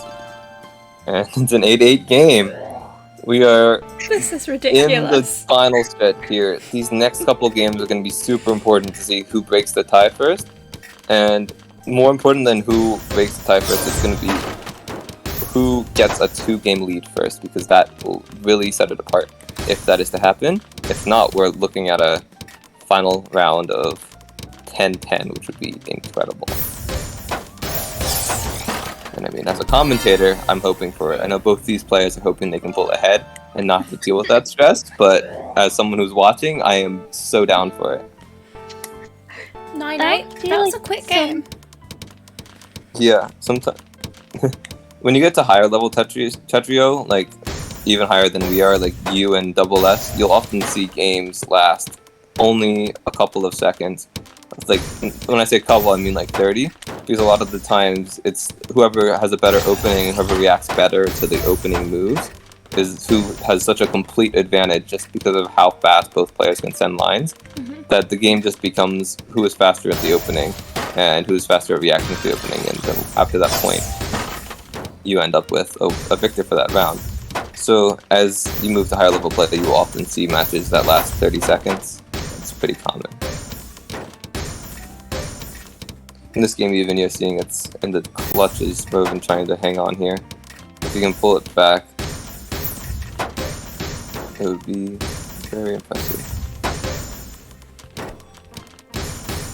Ooh, I would not have gone with that move, but it looks like it worked for him, so I shouldn't really be judging the person who made it work. Imagine judging.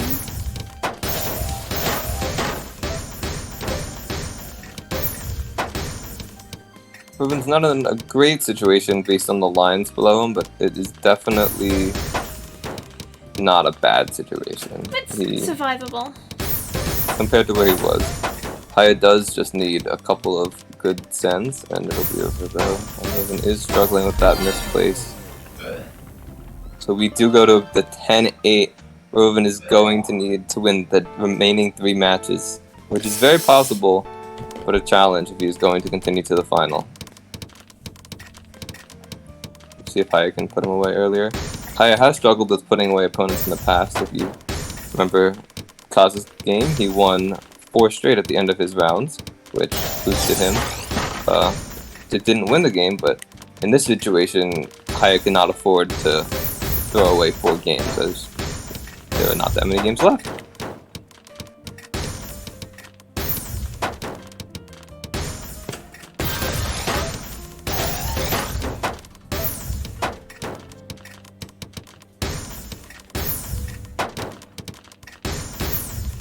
Oh, that's unfortunate, Potato. Yeah, I've only played an S player once, and I think I got completely destroyed. But yeah, I'm looking to try to get up to SS by the end of the year is my goal, if not you. But it's a slow process, and you gotta put a lot of work into it. So, and I'm in college right now, so I don't really have too much time to practice. But when I do, I'm working on it. I think I really just need to work on my openings a little bit more. Oh, because my openings aren't that good. Takes that whole game. Wow. That was an intense Absolutely end. beautiful. I think Kaya basically put Roven away so quickly that it barely showed up. Like, he was surviving and then wasn't. I think I speak for everyone when I say that was the best game so far of the tournament. That was intense. Okay, so the next planned game, I think, is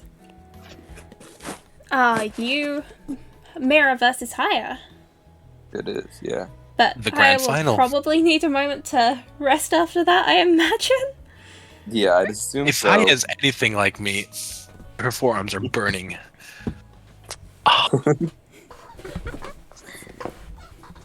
If you want to take a quick entertainment break, we could have anyone who wants to play around. If Haya wants a little break, anyone besides Haya. Like a free for all. A free for all. Yeah, I mean, I'm gonna take a break from it. Hell yeah. Free for But all. I figure. Free for all for all the losers. Yes. Nakari, do you want to play? Sure, I'll join as a loser. Losers Nakari was in the great. tournament, so technically they are doing that. Oh, Haya, did you want to play in this? Sure, I'll play. Like, not super. Oh, I guess if you're gonna play in this, I'll play in this too. We'll just do a quick one game, first to one. This is gonna I be was about to start a chaotic. first to 11. That would have been really bad if I pressed start on first to 11 with all of them. Don't you dare! Alright, Let's just make that the next tournament. this is the consolation game then. Just for fun. This is just the last one game before the final.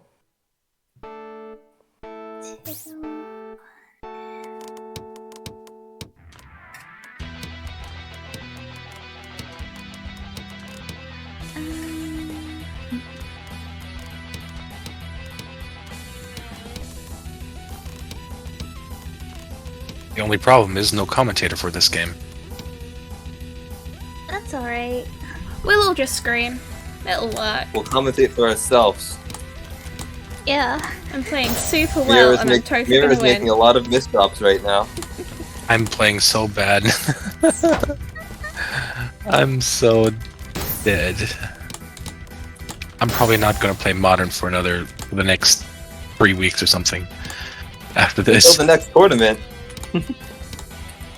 No, not. Probably before the next tournament. There are a few things I want to do. I gotta finally practice my finesse if I want to keep up with you kids. Dead. Oh, you definitely need to work on your finesse. Because I think that is really holding me back right now. Oh, I'm out. It is And Kat not is out. too surprising that the final two are the two people who know finesse the best, as that is very important in increasing your ability to play quickly. Yeah.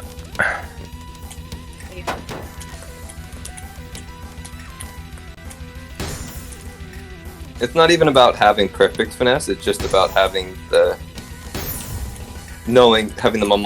muscle memory of the correct placement with 0 ARR, because that is really just the big thing with finesse. Because it is a faster method of playing the game.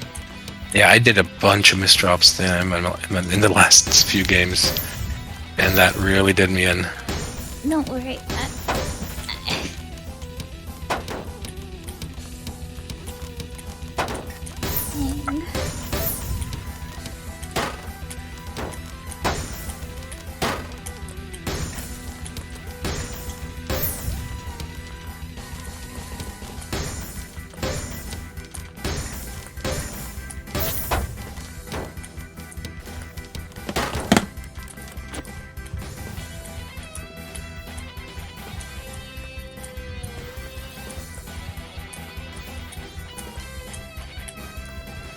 Whito says, how important is finesse actually? Always held...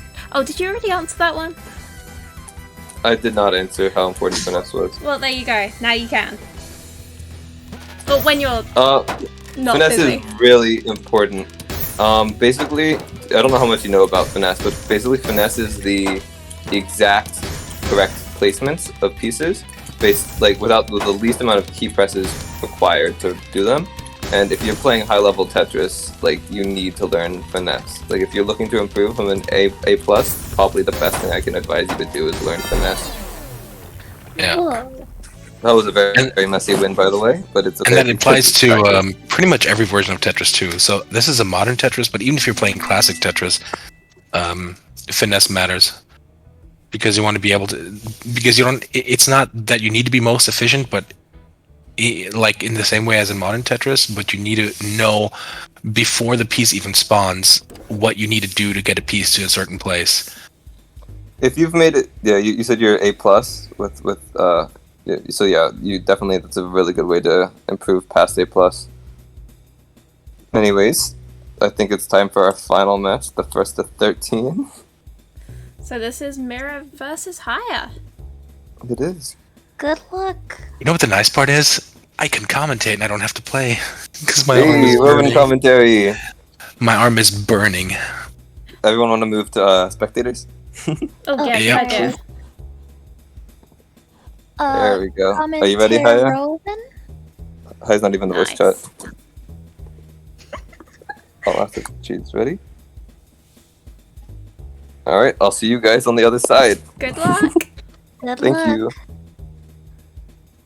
Good luck. It is time for the Commentary-oven. Yes, the Commentary-oven. The Commentary-oven. Okay, that didn't work. This is gonna be common terrifying. Oh yeah, to whoever is watching, word of warning, we like puns, especially if the three of us are together. Alright, let's see what they're doing.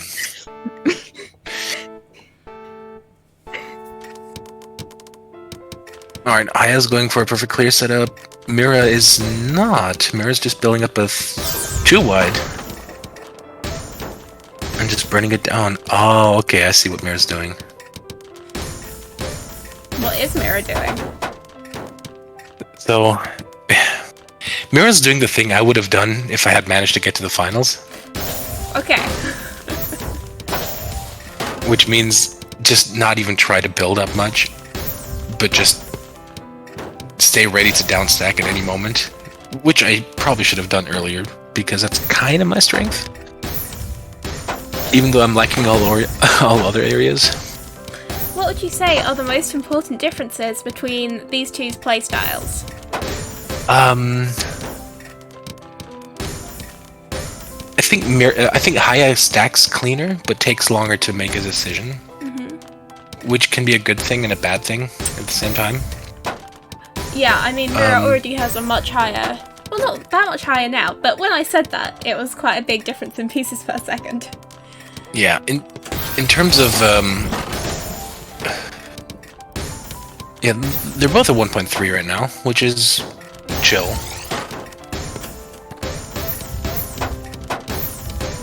It's like they slowed down now that they're not playing me, which is ridiculous. They knew that. But you can really tell with both of them. Once they get into familiar pattern territory, they really start popping off. And then it's not 1.3, it's more like 1.6 with both of them. So, yeah. You encourage them to do better. Yeah, it's definitely a thing with Tetris. If you're in familiar patterns territory, things work out better. It doesn't matter if it's in modern Tetris or in classic Tetris. Alright, so yeah, Mira is just letting Haya come to him. He's not even trying. He did skip the opportunity for the back-to-back for some reason, but it worked out. He's just downstacking. He's not even trying to set anything up.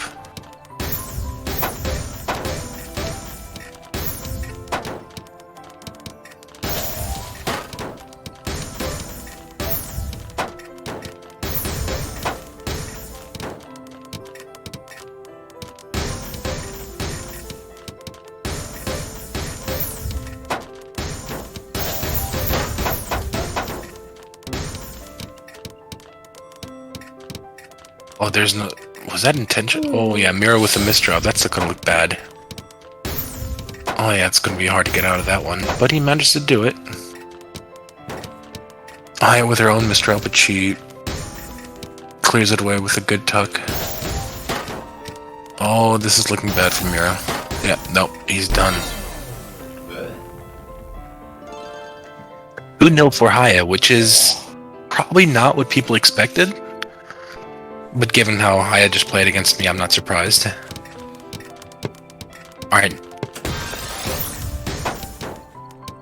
Mira trying to go for the perfect clear setup, but didn't get the right pieces in the second bag to pull it off.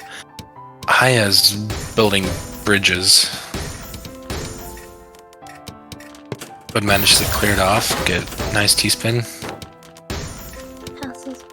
Mira's was just throwing pieces there to the left for a while. I guess he didn't like what he was getting. Definitely something I can empathize with.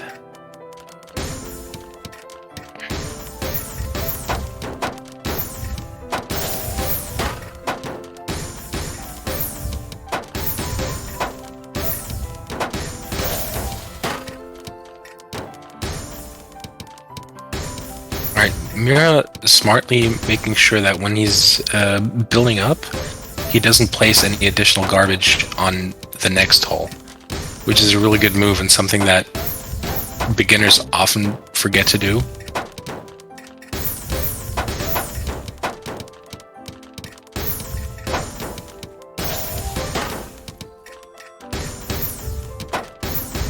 Alright, Mira's actually faster now at 1.5 versus Haya's oscillating between 1.3 and 1.4 pieces per second.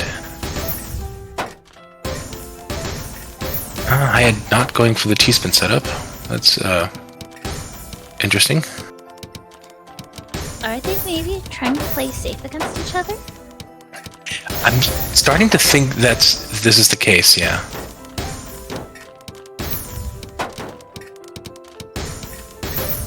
Which kind of annoys me, because that's what I wanted to do for the final. Rest in peace. Next I match. actually practiced playing differently in preparation for the final, and I didn't even reach it because Haya just went absolute ham on me. Should have brought out the strats earlier.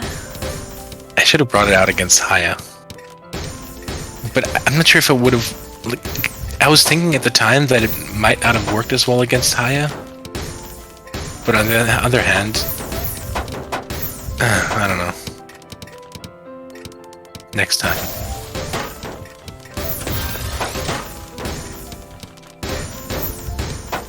Yeah, Mira's downstacking with speed. Not taking the T-spin.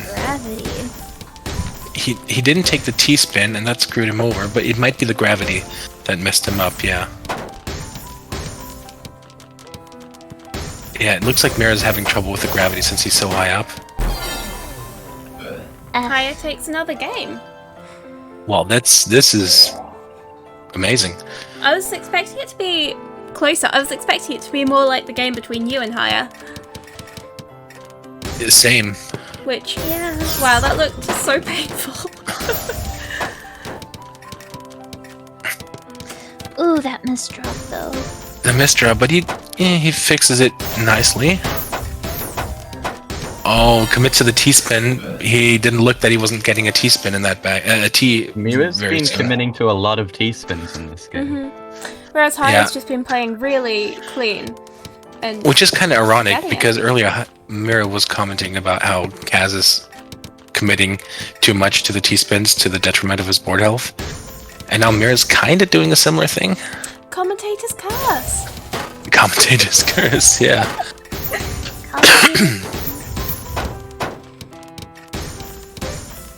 You know, he probably had a quick meeting with the Mira in his house on how to play. Mira on my wall. Mira on the wall. Who's the bestest stacker of all? that was a stretch. I'm sorry. No, that was beautiful.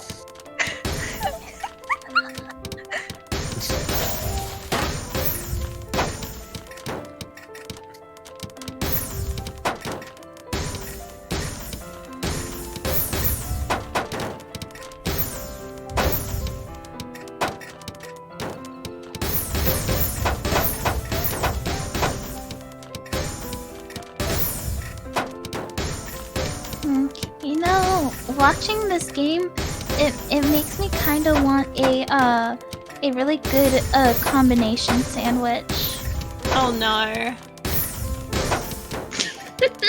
Go on.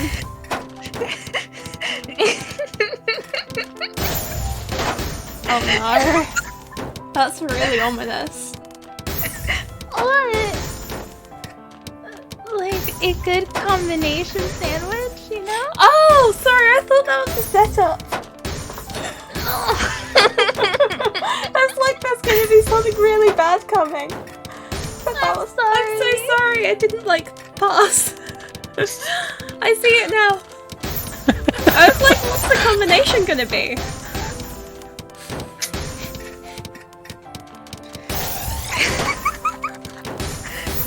This game is going along again as well. Over 2 minutes now. Mira at 1.5, high at 1.4. But Mira's up high again. And an awkward setup there, quite a lot of holes. Oh, and he shouldn't have flipped that. He shouldn't have swapped that piece. That did him in. 5-0 for Haya. If he comes back now, that would be a miracle.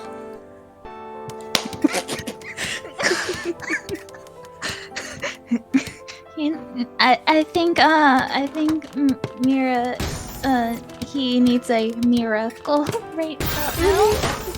Yeah, I mean, Haya is just firing at him like a flower battalion.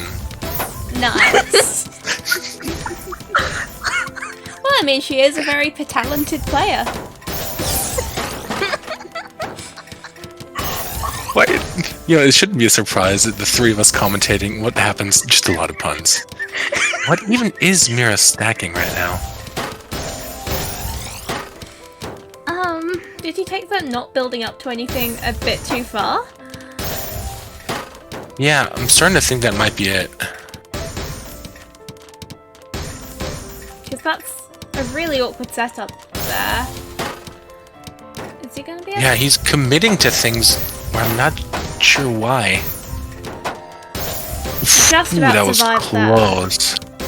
That was lucky. Like, he should have just taken the triple there to get it down, and he didn't. He's taking really... I suppose at this point in the game he kind of has to... Maybe he feels like he has to take risks because of it being 5-0, despite the fact that playing safe would 6-0. probably have helped.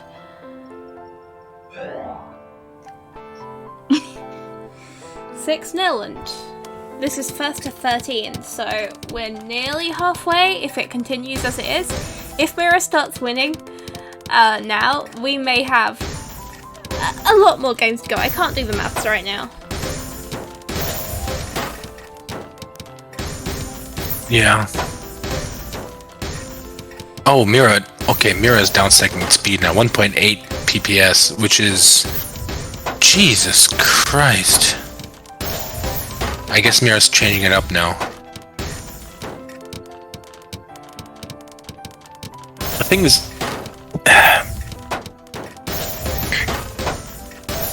There's a saying in classic Tetris, which kind of applies to modern Tetris too. And that is take a burn to save a burn.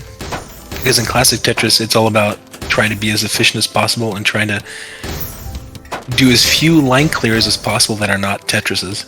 So what you're saying so sometimes is a burn in the hand is worth 2 in the bush. Yes. Mira with the almost perfect clear, interrupted by Haya. Why is he not? Okay, now he's taking the T-spin.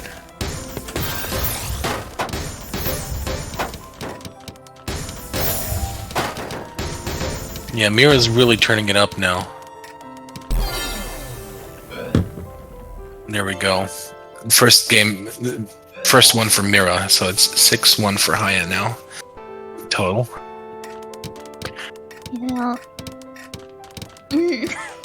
Well, Guess Mira realized that what he was doing wasn't working. But he's still not doing a lot of setup. Is this close? I think this is closer to what he was playing before. Against me? Yeah. Yeah, I was wondering. I was like, there's no way I would have lost against that.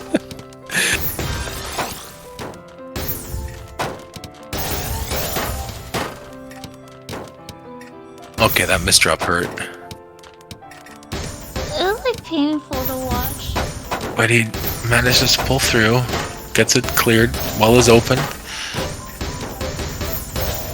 It's a nice comboing.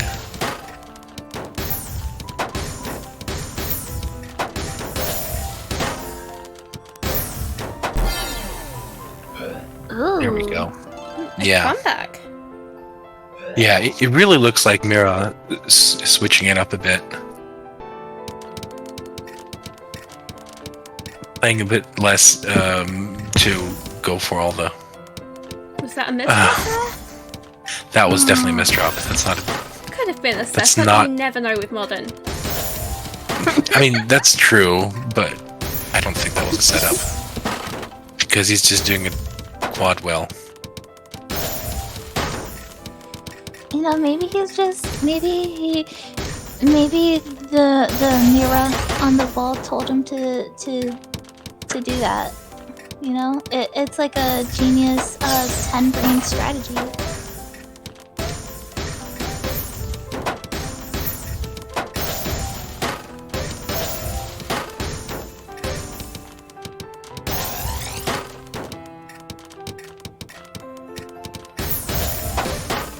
Okay, that was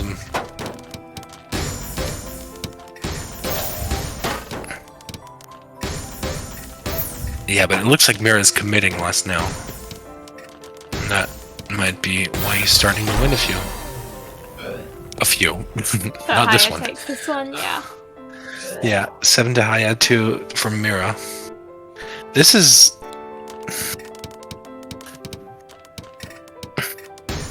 Oh, Mira going for the perfect clear setup, but not getting the pieces he needs for it.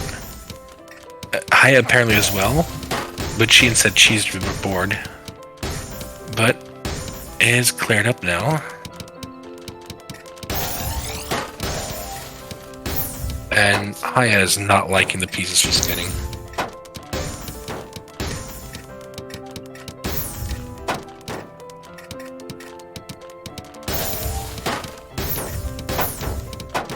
But clears it out efficiently.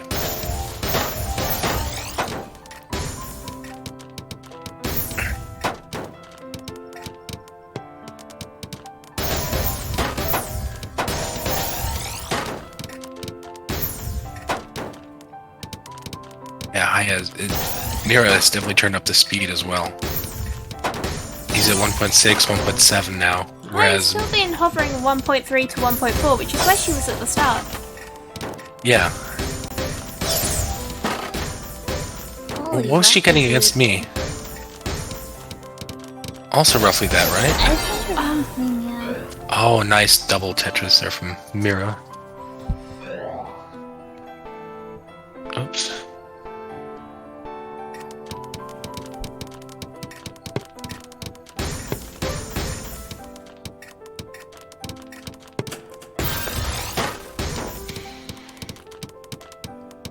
Once again, Mira set up with a huge well. He's waiting for the long bar and gets it. Yeah, it's a it's a triple, the second one, but still, that did damage.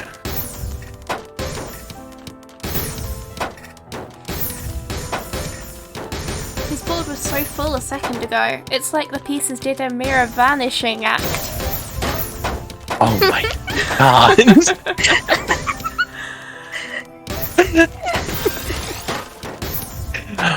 Please never change. Please. That was some good down stacking from Mira there. Ooh. Oh no, Haya with a pretty brutal misdrop. That's probably gonna do her in. Unless a miracle happens. Oh, and she managed it. That's amazing. Yeah, she cleared that really fast. That was That's good. She didn't panic, she just dealt with it. That was very good. I probably would have like panicked at least like 10,000 times. It probably would have panicked at that point too. was that, that looked odd there, closing off the well like that. Yeah, I think she thought it was gonna clear and it didn't.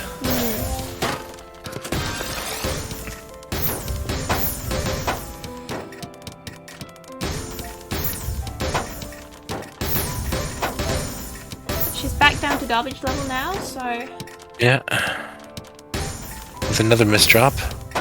Yeah, but that one's easy to clear away. She'll be fine with that one. Unless she does weird things, which she's not. She's doing fine. Well, she's not getting the pieces, though. Mira's just... chomping away.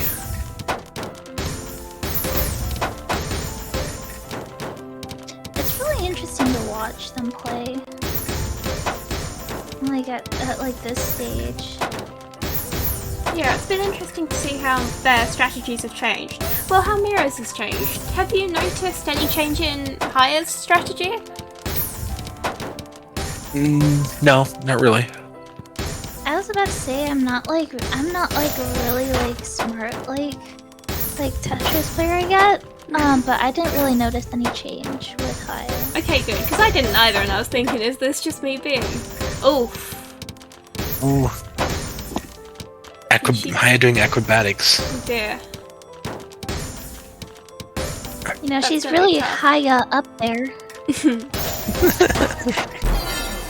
Yeah. And Mira takes Haya in that game. 4-7. Haya's still in the lead, but she hasn't won one in like a couple games, so we'll see if she can recover. Yeah, this Mira won 3 in a row now. You know, Mira did say earlier that he, you know, I wonder what his opinion on, hold on, I can word this. I believe in you. Yes, you know, so I wonder what his opinions on those public beaches are, you know, those beaches that that like nude beaches. Yeah. Because he did say he is rather streaky. Oh my god.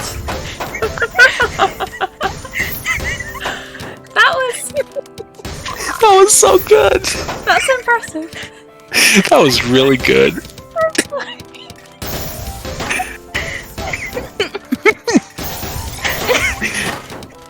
We should be commenting these games and we're just punning. You know, we're commenting on these games with puns. Okay, fair.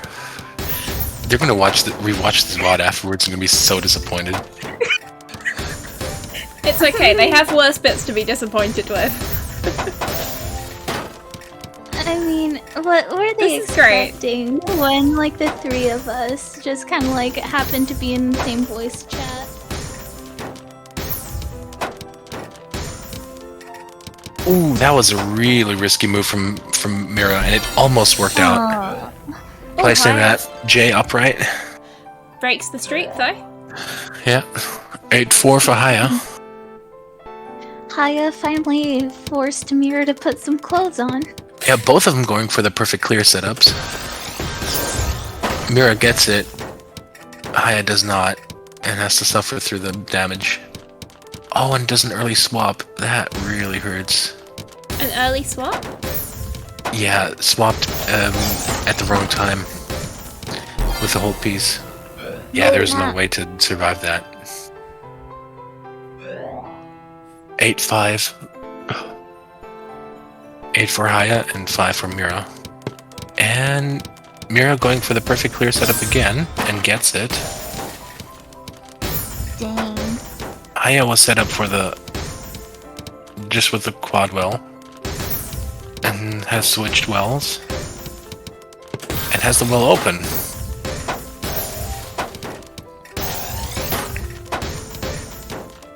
Choose to go for the second quad rather than the combo. Actually, I'm not sure if that brings more points.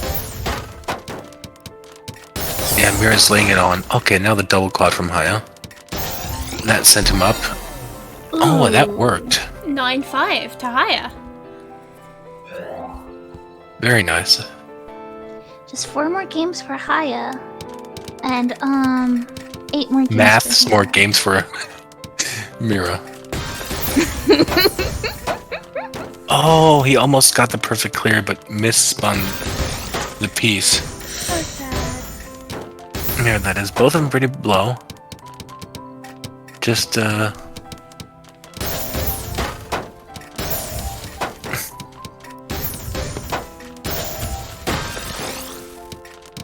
Haya goes for the T-spin. Mira's just setting up Tetrises.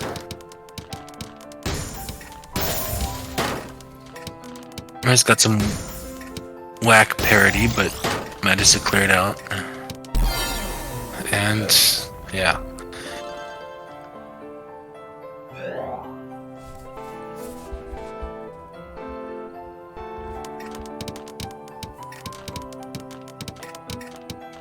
Both of them going for the perfect clear opening.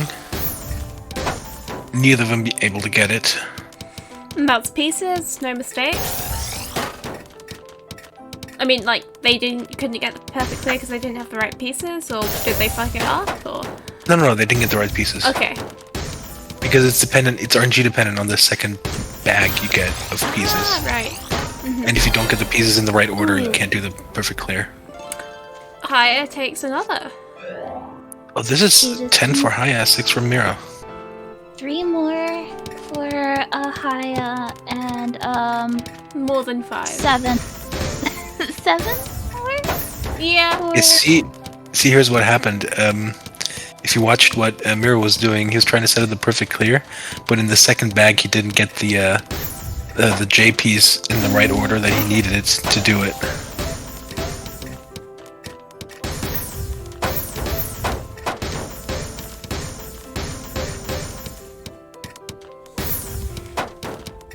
Yeah, Mira's playing just really chill, letting Haya come to him.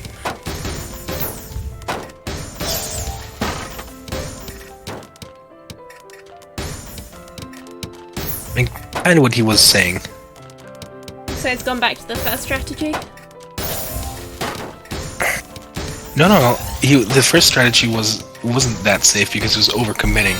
Ah, okay. And he stopped doing that, like, after the 6 games. Right, this is somewhere in the middle then.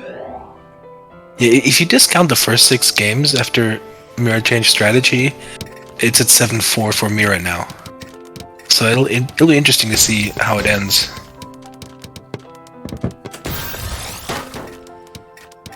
Haya with a setup for the double quads. Didn't get the right pieces, so had to burn some away.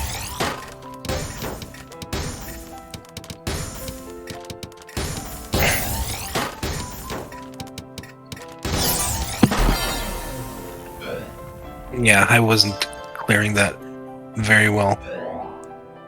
10 Mira, 8 Haya. It's getting real close right now. Haya's still strong, but Mira's catching up. And Mira going for the perfect clear setup again. Interesting, because that's what Haya was doing against me. But Haya gets the perfect clear off this time. But will she be able to capitalize on that enough to knock him out? Is that a... Oh, it looked like she was hesitating a while there. Could have just been connection? No, I think she was actually hesitating. Oh, okay. Wondering what to do with the pieces. I'm just so used to the fast pace that it's been going so far.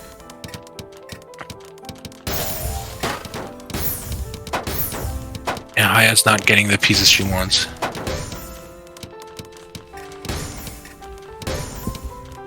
Ooh, that misdrop. That wasn't necessarily a misdrop from... I didn't see it because I was looking at Haya's board, but that might have been a delayed burn setup. That looks like a misdrop from Haya, that Z piece. Yeah, that was a misdrop for sure. And it cost her the game. This is getting dangerously close for Haya now. Yep. Mira keeps going for the perfect clear setups. Gets it this time. It is literally what Haya was doing against me. I'm surprised she hasn't pretty much the been doing entire that. game. Not as much. She's done it a few times, but mostly she's just been stacking for Tetrises. I suppose she's just trying to play it safe, but... Yeah, maybe she's worried that if she goes for PCO setups and they don't clear, that she'll be cheesed. Yeah. Okay, Mira wasn't able to clear that out. 11. 9/11. Yeah.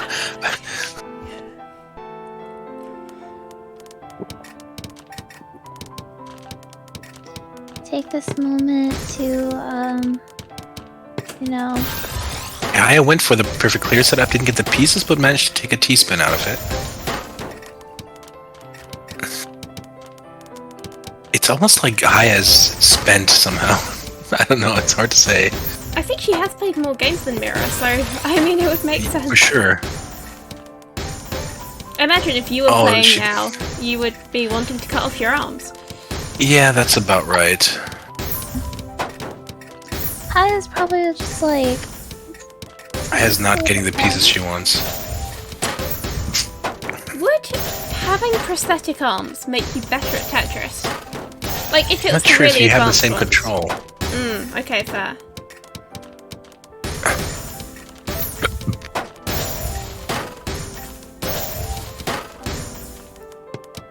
Mira was avoiding the T-spin setup, and then went for it after all, but it looked like he didn't want to do T-spins at all.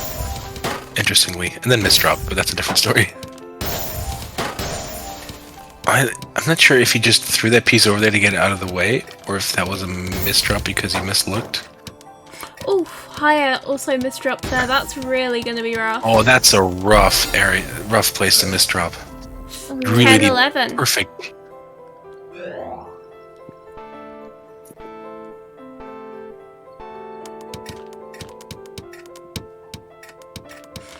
Was that a mistake there from Haya as well?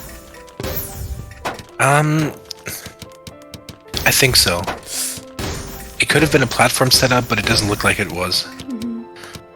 Like, sometimes there are setups, platform openers where you just like make it whole on purpose because you want to build a certain structure on top of it, given the pieces you're getting. That's for better players than I. Yeah. That's a strategy for players that are better than I, for sure.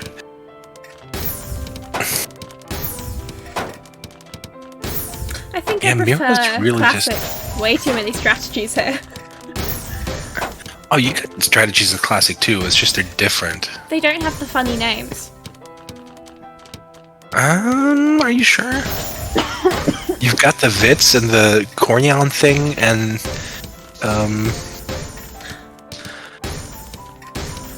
Okay, let me readjust. I have literally never heard anyone say those, so maybe I'm just not watching high level enough classics. yeah, I don't think so. They don't.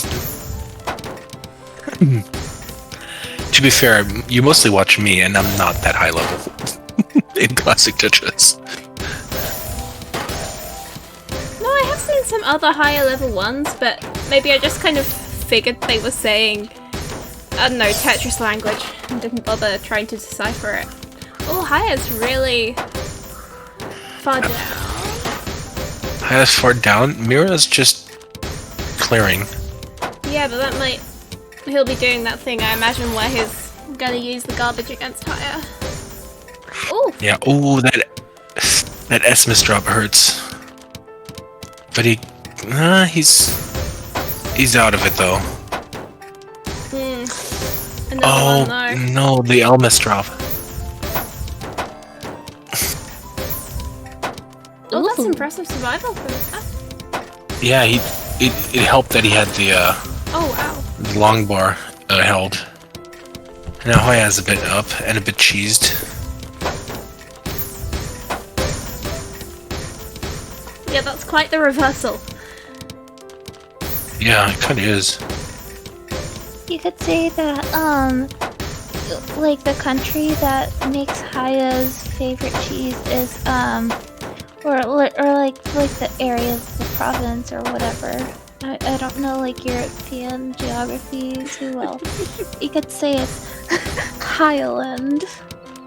Nice. That was a stretch, but It worked. We got to practice the delivery, but the joke itself was solid. Yeah, Haya did not know what to do with that piece. Oh, yeah, another misdrop there. From a Haya, the J. No, the L. Yeah, Haya's making a slightly messy board here. But making it work.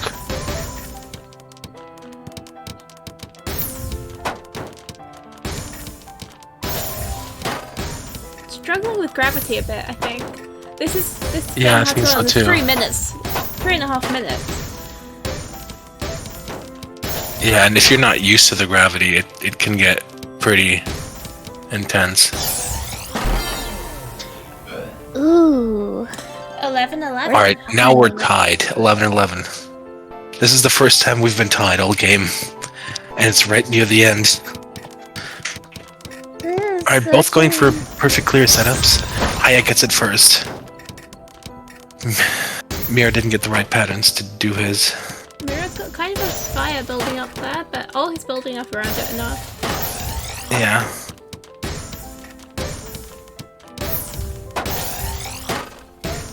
Mira's not going for the combos. It's so weird. Like, was he playing like this against me? Like, it felt like I just got perma comboed by him. I'd say he was using more combos than he is here. Just one more game for Haya. And again, I mean, I was on the other receiving end and not just watching, so maybe it's just a matter of perception. Possibly, it's hard to say. Yeah. Okay, both of them just stacking up for 9-0. Haya gets the first combo off. Haya's playing a lot faster now. She's faster than Mira right now, actually, but... Oh, wow. Yeah, she's been... 1.7. She was quite stable at 1.3 to 1.4. All the way up to, I think, like, the last couple of games, and now she was at 1.8 for a bit.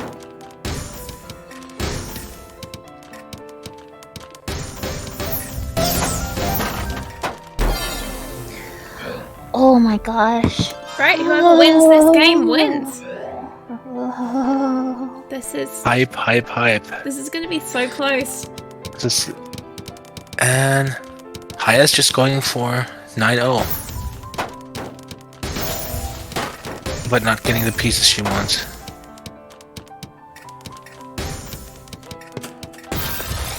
Ooh, very 200 IQ play there by Haya. With that platform T-spin setup. That was very smart. Mira's just keeping it low.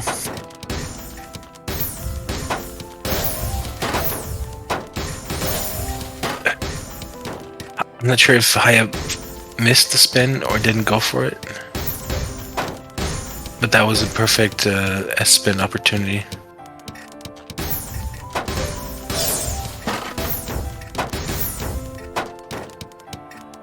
Mira's up high, but clean.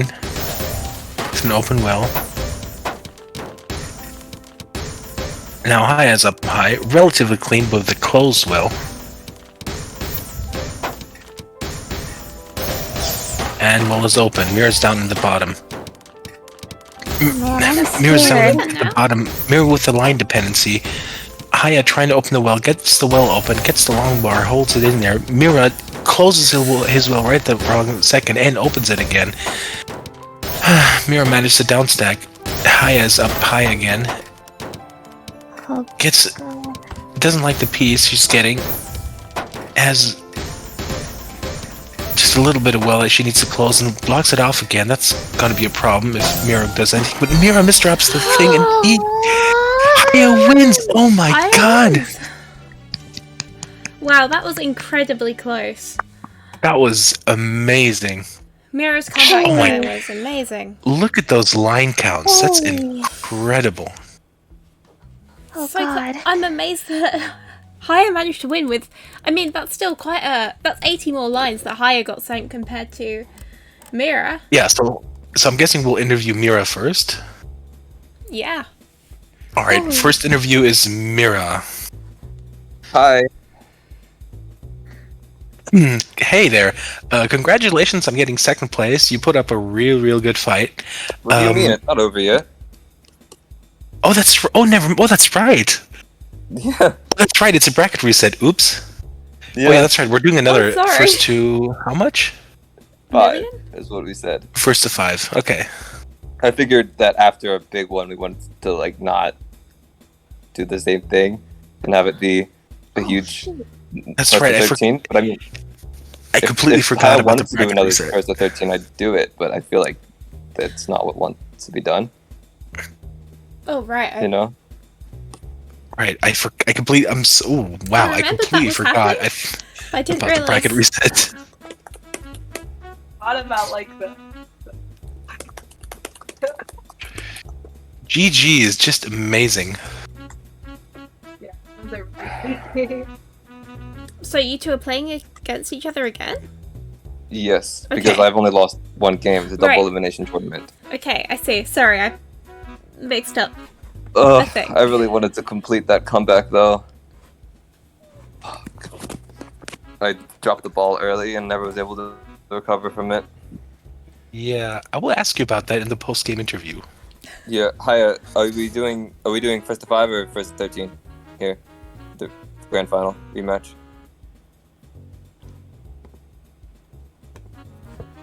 Hello? No comment. think, like stops working. What did you say? I couldn't hear. Hello? Your mic's just like quiet. I didn't hear what you said. Is it louder now? Yes. A little bit. Okay. I guess I don't really care if we do first to 5 or first to 13. First to 5 then?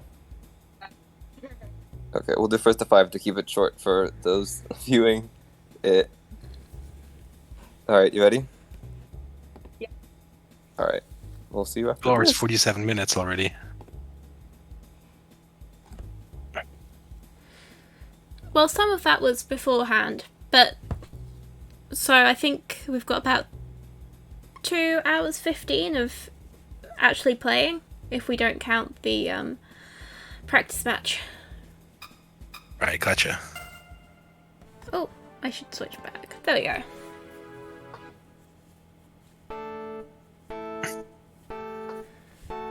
I'll hop on to comment for this round too. Yay, not just me and my shitty commentary. Alright, Mira starts with a misdrop. And So does Mira had an Haya. opportunity to do a 180 L-spin twist to fix that. See it, I got. Yeah, those are so hard to see though. Like, I really have... These SRS spins are just crazy. I have a lot of trouble seeing those.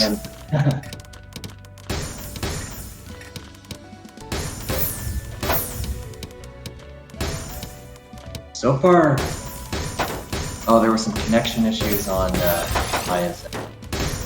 Yeah. They're both playing. They're back to playing very safe. I'll say. Yeah, like in the beginning of the previous match. No, Mira's not committing though. Haya set up a very big 0-9 well, and then down stuck, and then looks like that might be it. No, he managed to clear out, but he's not getting the pieces he wants. It depends on whether there's any pressure. Looks like he might get clear. Yeah. And he managed it.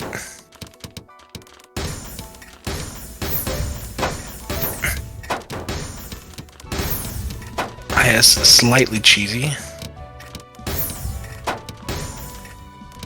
Yeah, we'll see if she's able to take advantage of that. Oh, managed to open the big well though. Very well done. Ooh, that misdrop is gonna hurt. Oh, but clears it away efficiently. Very well done. Just that one. No, still has that one little block above the well. Looks like that'll be it. Oh no, she opens it. Amazing. And Mira has quite a messy board, so you know. Yeah, so it's like that'll give her the time to clear out. But no, Haya with another misdrop. Oh, this is looking bad. Oh, she gets it over though. Still has a chance for sure. Still has time, and manages to dig free. That was amazing. A bit of luck because Mira was digging at the same time and not able to send anything. Yeah. But to be able to get out that in first place, amazing. Yeah, I have noticed that with Mira. Not with Haya. She's very good at digging. Mira's cheese had a few walls blocked together, which is never fun to demonstrate. Yeah. And now they're fighting with gravity. Oh no, Mr. on Mira's board with that longboard. That's going to be it for him. Haya takes the first game.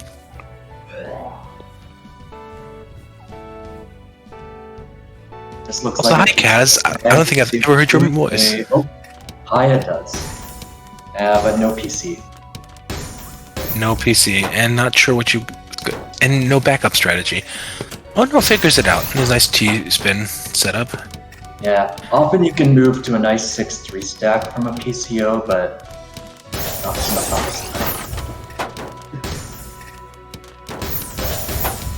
That would require leaning PC patterns. Actually, since I don't have a CTL season, maybe I'll do a bit of modern tactic grinding next month or so. I'll consider it. Ooh, Haya with a nice combo down stack. Yeah, lots of cheese from that over on Mira's board. Yep. Oh, and Haya with another...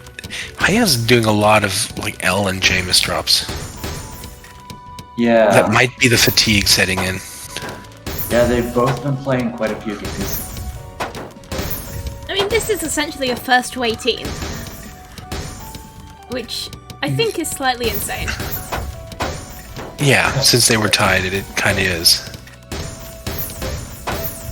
Ooh. Can Haya survive that? Both of them with... Both of them with long bar misdrops at almost the same time. Oh, got a nice quad from Haya. Uh-oh, Mira. And another LJ misdrop. Is that like a finesse thing? The LJ misdrops? I don't know. I wouldn't know. I don't do finesse. See, Haya's once again going for it. Mira's... Let's see. Yeah, Mira's staying low. Mira's letting Haya do the lines work. Oh, and then misdrops an easy S. Actually, both of them are kind of cheesed up. Not even damage, just for themselves. Well, Haya has a nice, looks like 6-block well, or 5 or 6 block well there, yeah. Yeah, she can do a lot if she manages to open that. Which she does.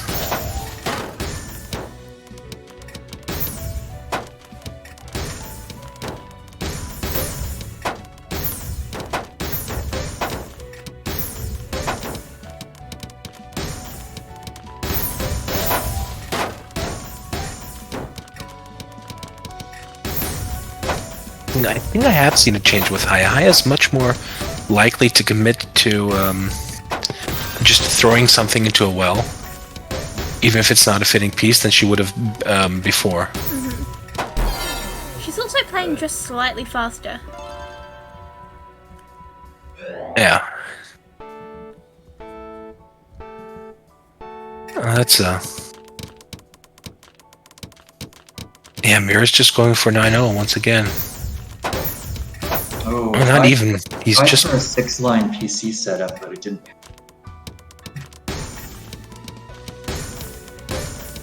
Oh yeah, I wouldn't recognize the 6-line setups. Oh yeah, and with that placement, you can tell that Mira doesn't play Classic. That's one of those things that's easy for somebody that plays Classic. Ooh, nice T-spin setup, but well set up for Spike. Didn't get the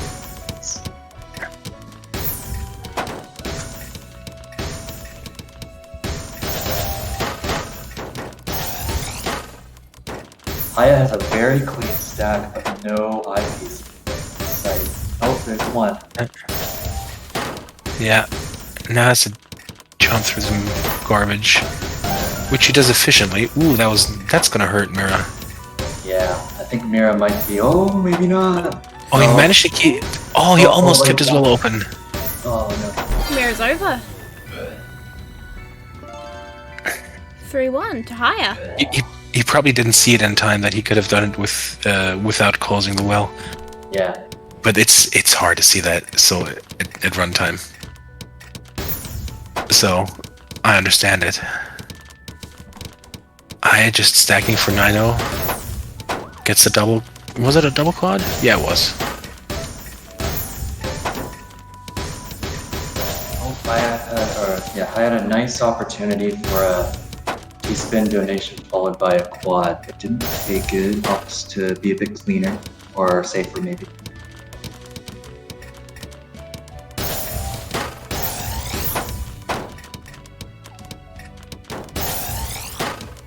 Now we have, Hey, that's not gonna work. Oh no, don't block. Oh yeah, that's.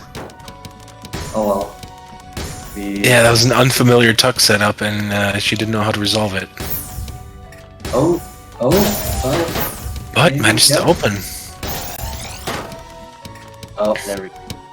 Another big back-to-back for Mira. Yeah.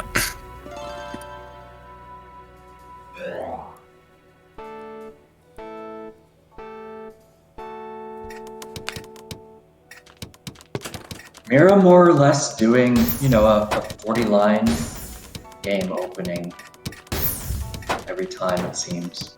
Yeah, it. Oh, he saw the wrong piece. Oh. Like in 40 lines, you try to avoid tucks because they cost time. Yeah. And you just go for Tetrises usually because the T-spins, since you have to do the spin, and you know it takes time.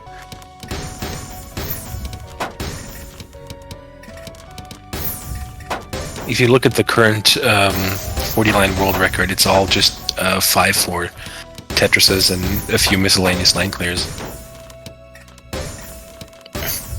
I saw Mira think about an S donation T-spin and then opted to continue. Got it. Kind of like fiddling with the piece in the position, thinking, oh, maybe I will, maybe I won't. Yeah.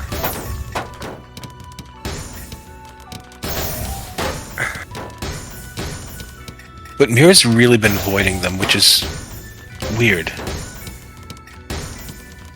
They definitely do a lot of damage in quick succession if you can set up for back-to-back.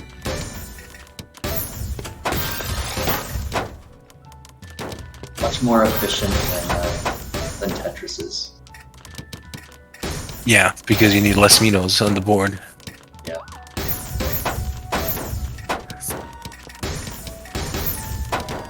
Now Hai has 2 cheesed up. Oh! Yeah. Oh my god! Oh, not enough. But very clutch. But that was amazing. And now they're even yet again.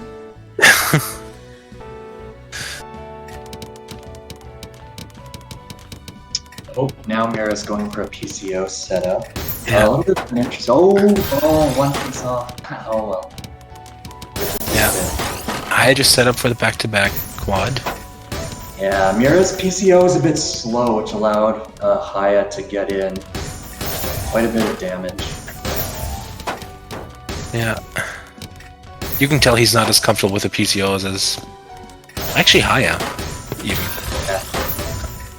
Haya's PCOs are quicker, though she's not been doing them against Mira for the most part, which is weird. He could be thinking maybe Mira's a bit faster usually, will down stack it, and then she'll have a lot to worry about.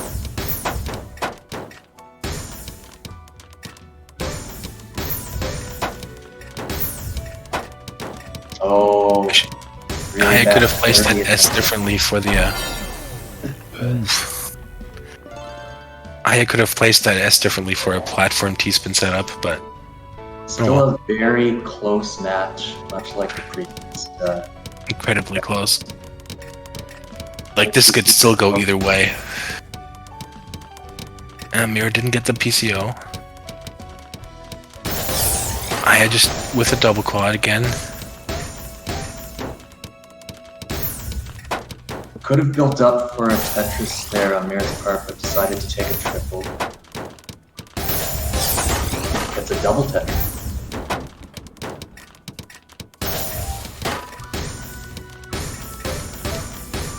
Oh, again, lots of stairs on Playa's board. Let's see what she does.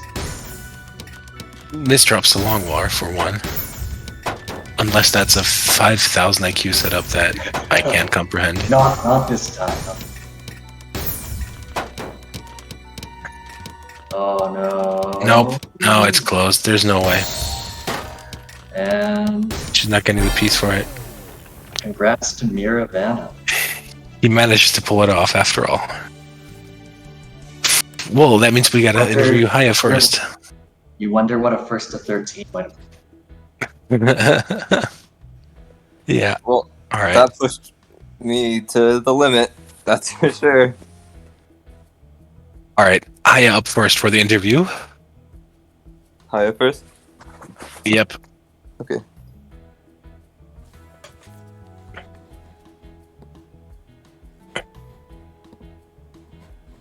Ooh. Well, that was. I have some questions for you. Once Haya's in VC. There we go. Hello, Haya. Congratulations. You did an amazing job. You managed to fight your way through the loser's bracket, get the bracket reset done, and got really, really, really close. Just an absolutely phenomenal showing today. And absolutely, for sure, one that most probably didn't expect. Like, I'm guessing most people thought it was going to be either Mira or myself.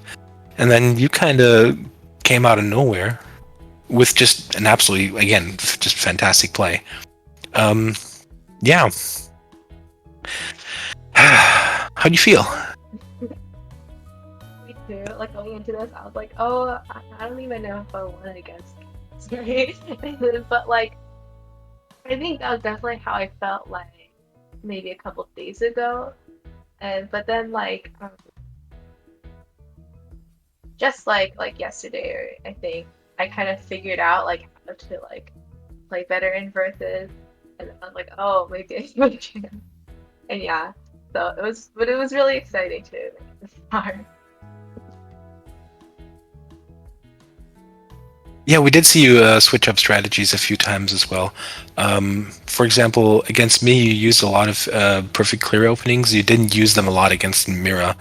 What was going through your mind when you were making those decisions? Was it just the bags that were showing up, or was there more strategy to it? And not like a lot of strategy, but I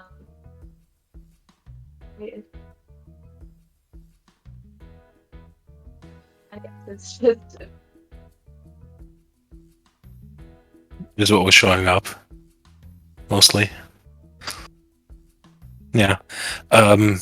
Your speed is incredible too. You were faster than Mira a few times, and Mira's super fast. You were at, I think, in some of the games you peaked at 1.8 PPS, which is just baffling. Yeah. Anybody else? Any questions? Nope, doesn't sound like it.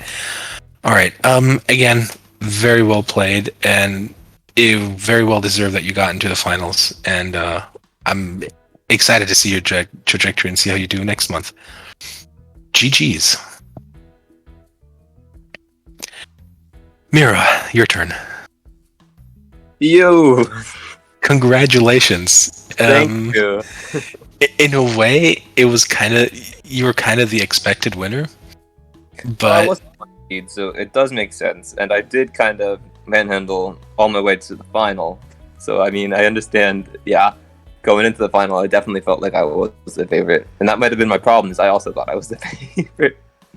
You absolutely, yeah. You were absolutely the favorite, but we didn't, I don't think, most people probably didn't expect that this is the way how you would end up winning. Mm-hmm. With a bracket reset against Haya. But again,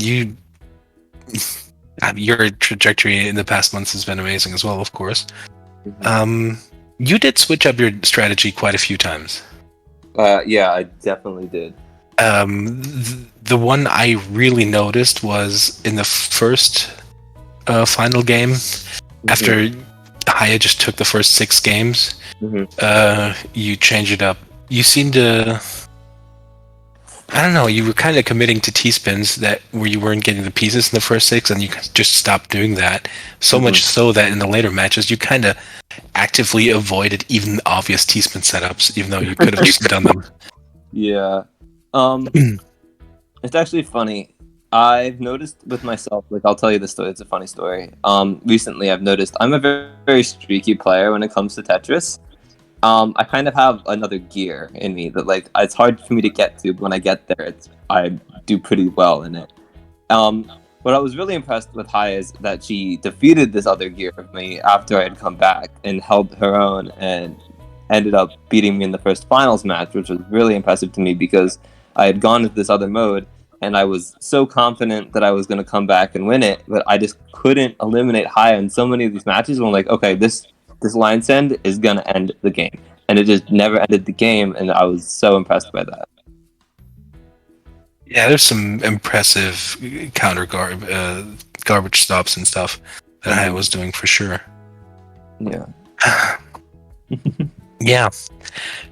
You know, as I was watching you playing, I was like, why didn't those two play like that against me? This is frustrating. It's like, I could have won against that. But, well, you two obviously switched around, and it was a deserved win by Haya against me, and deserved...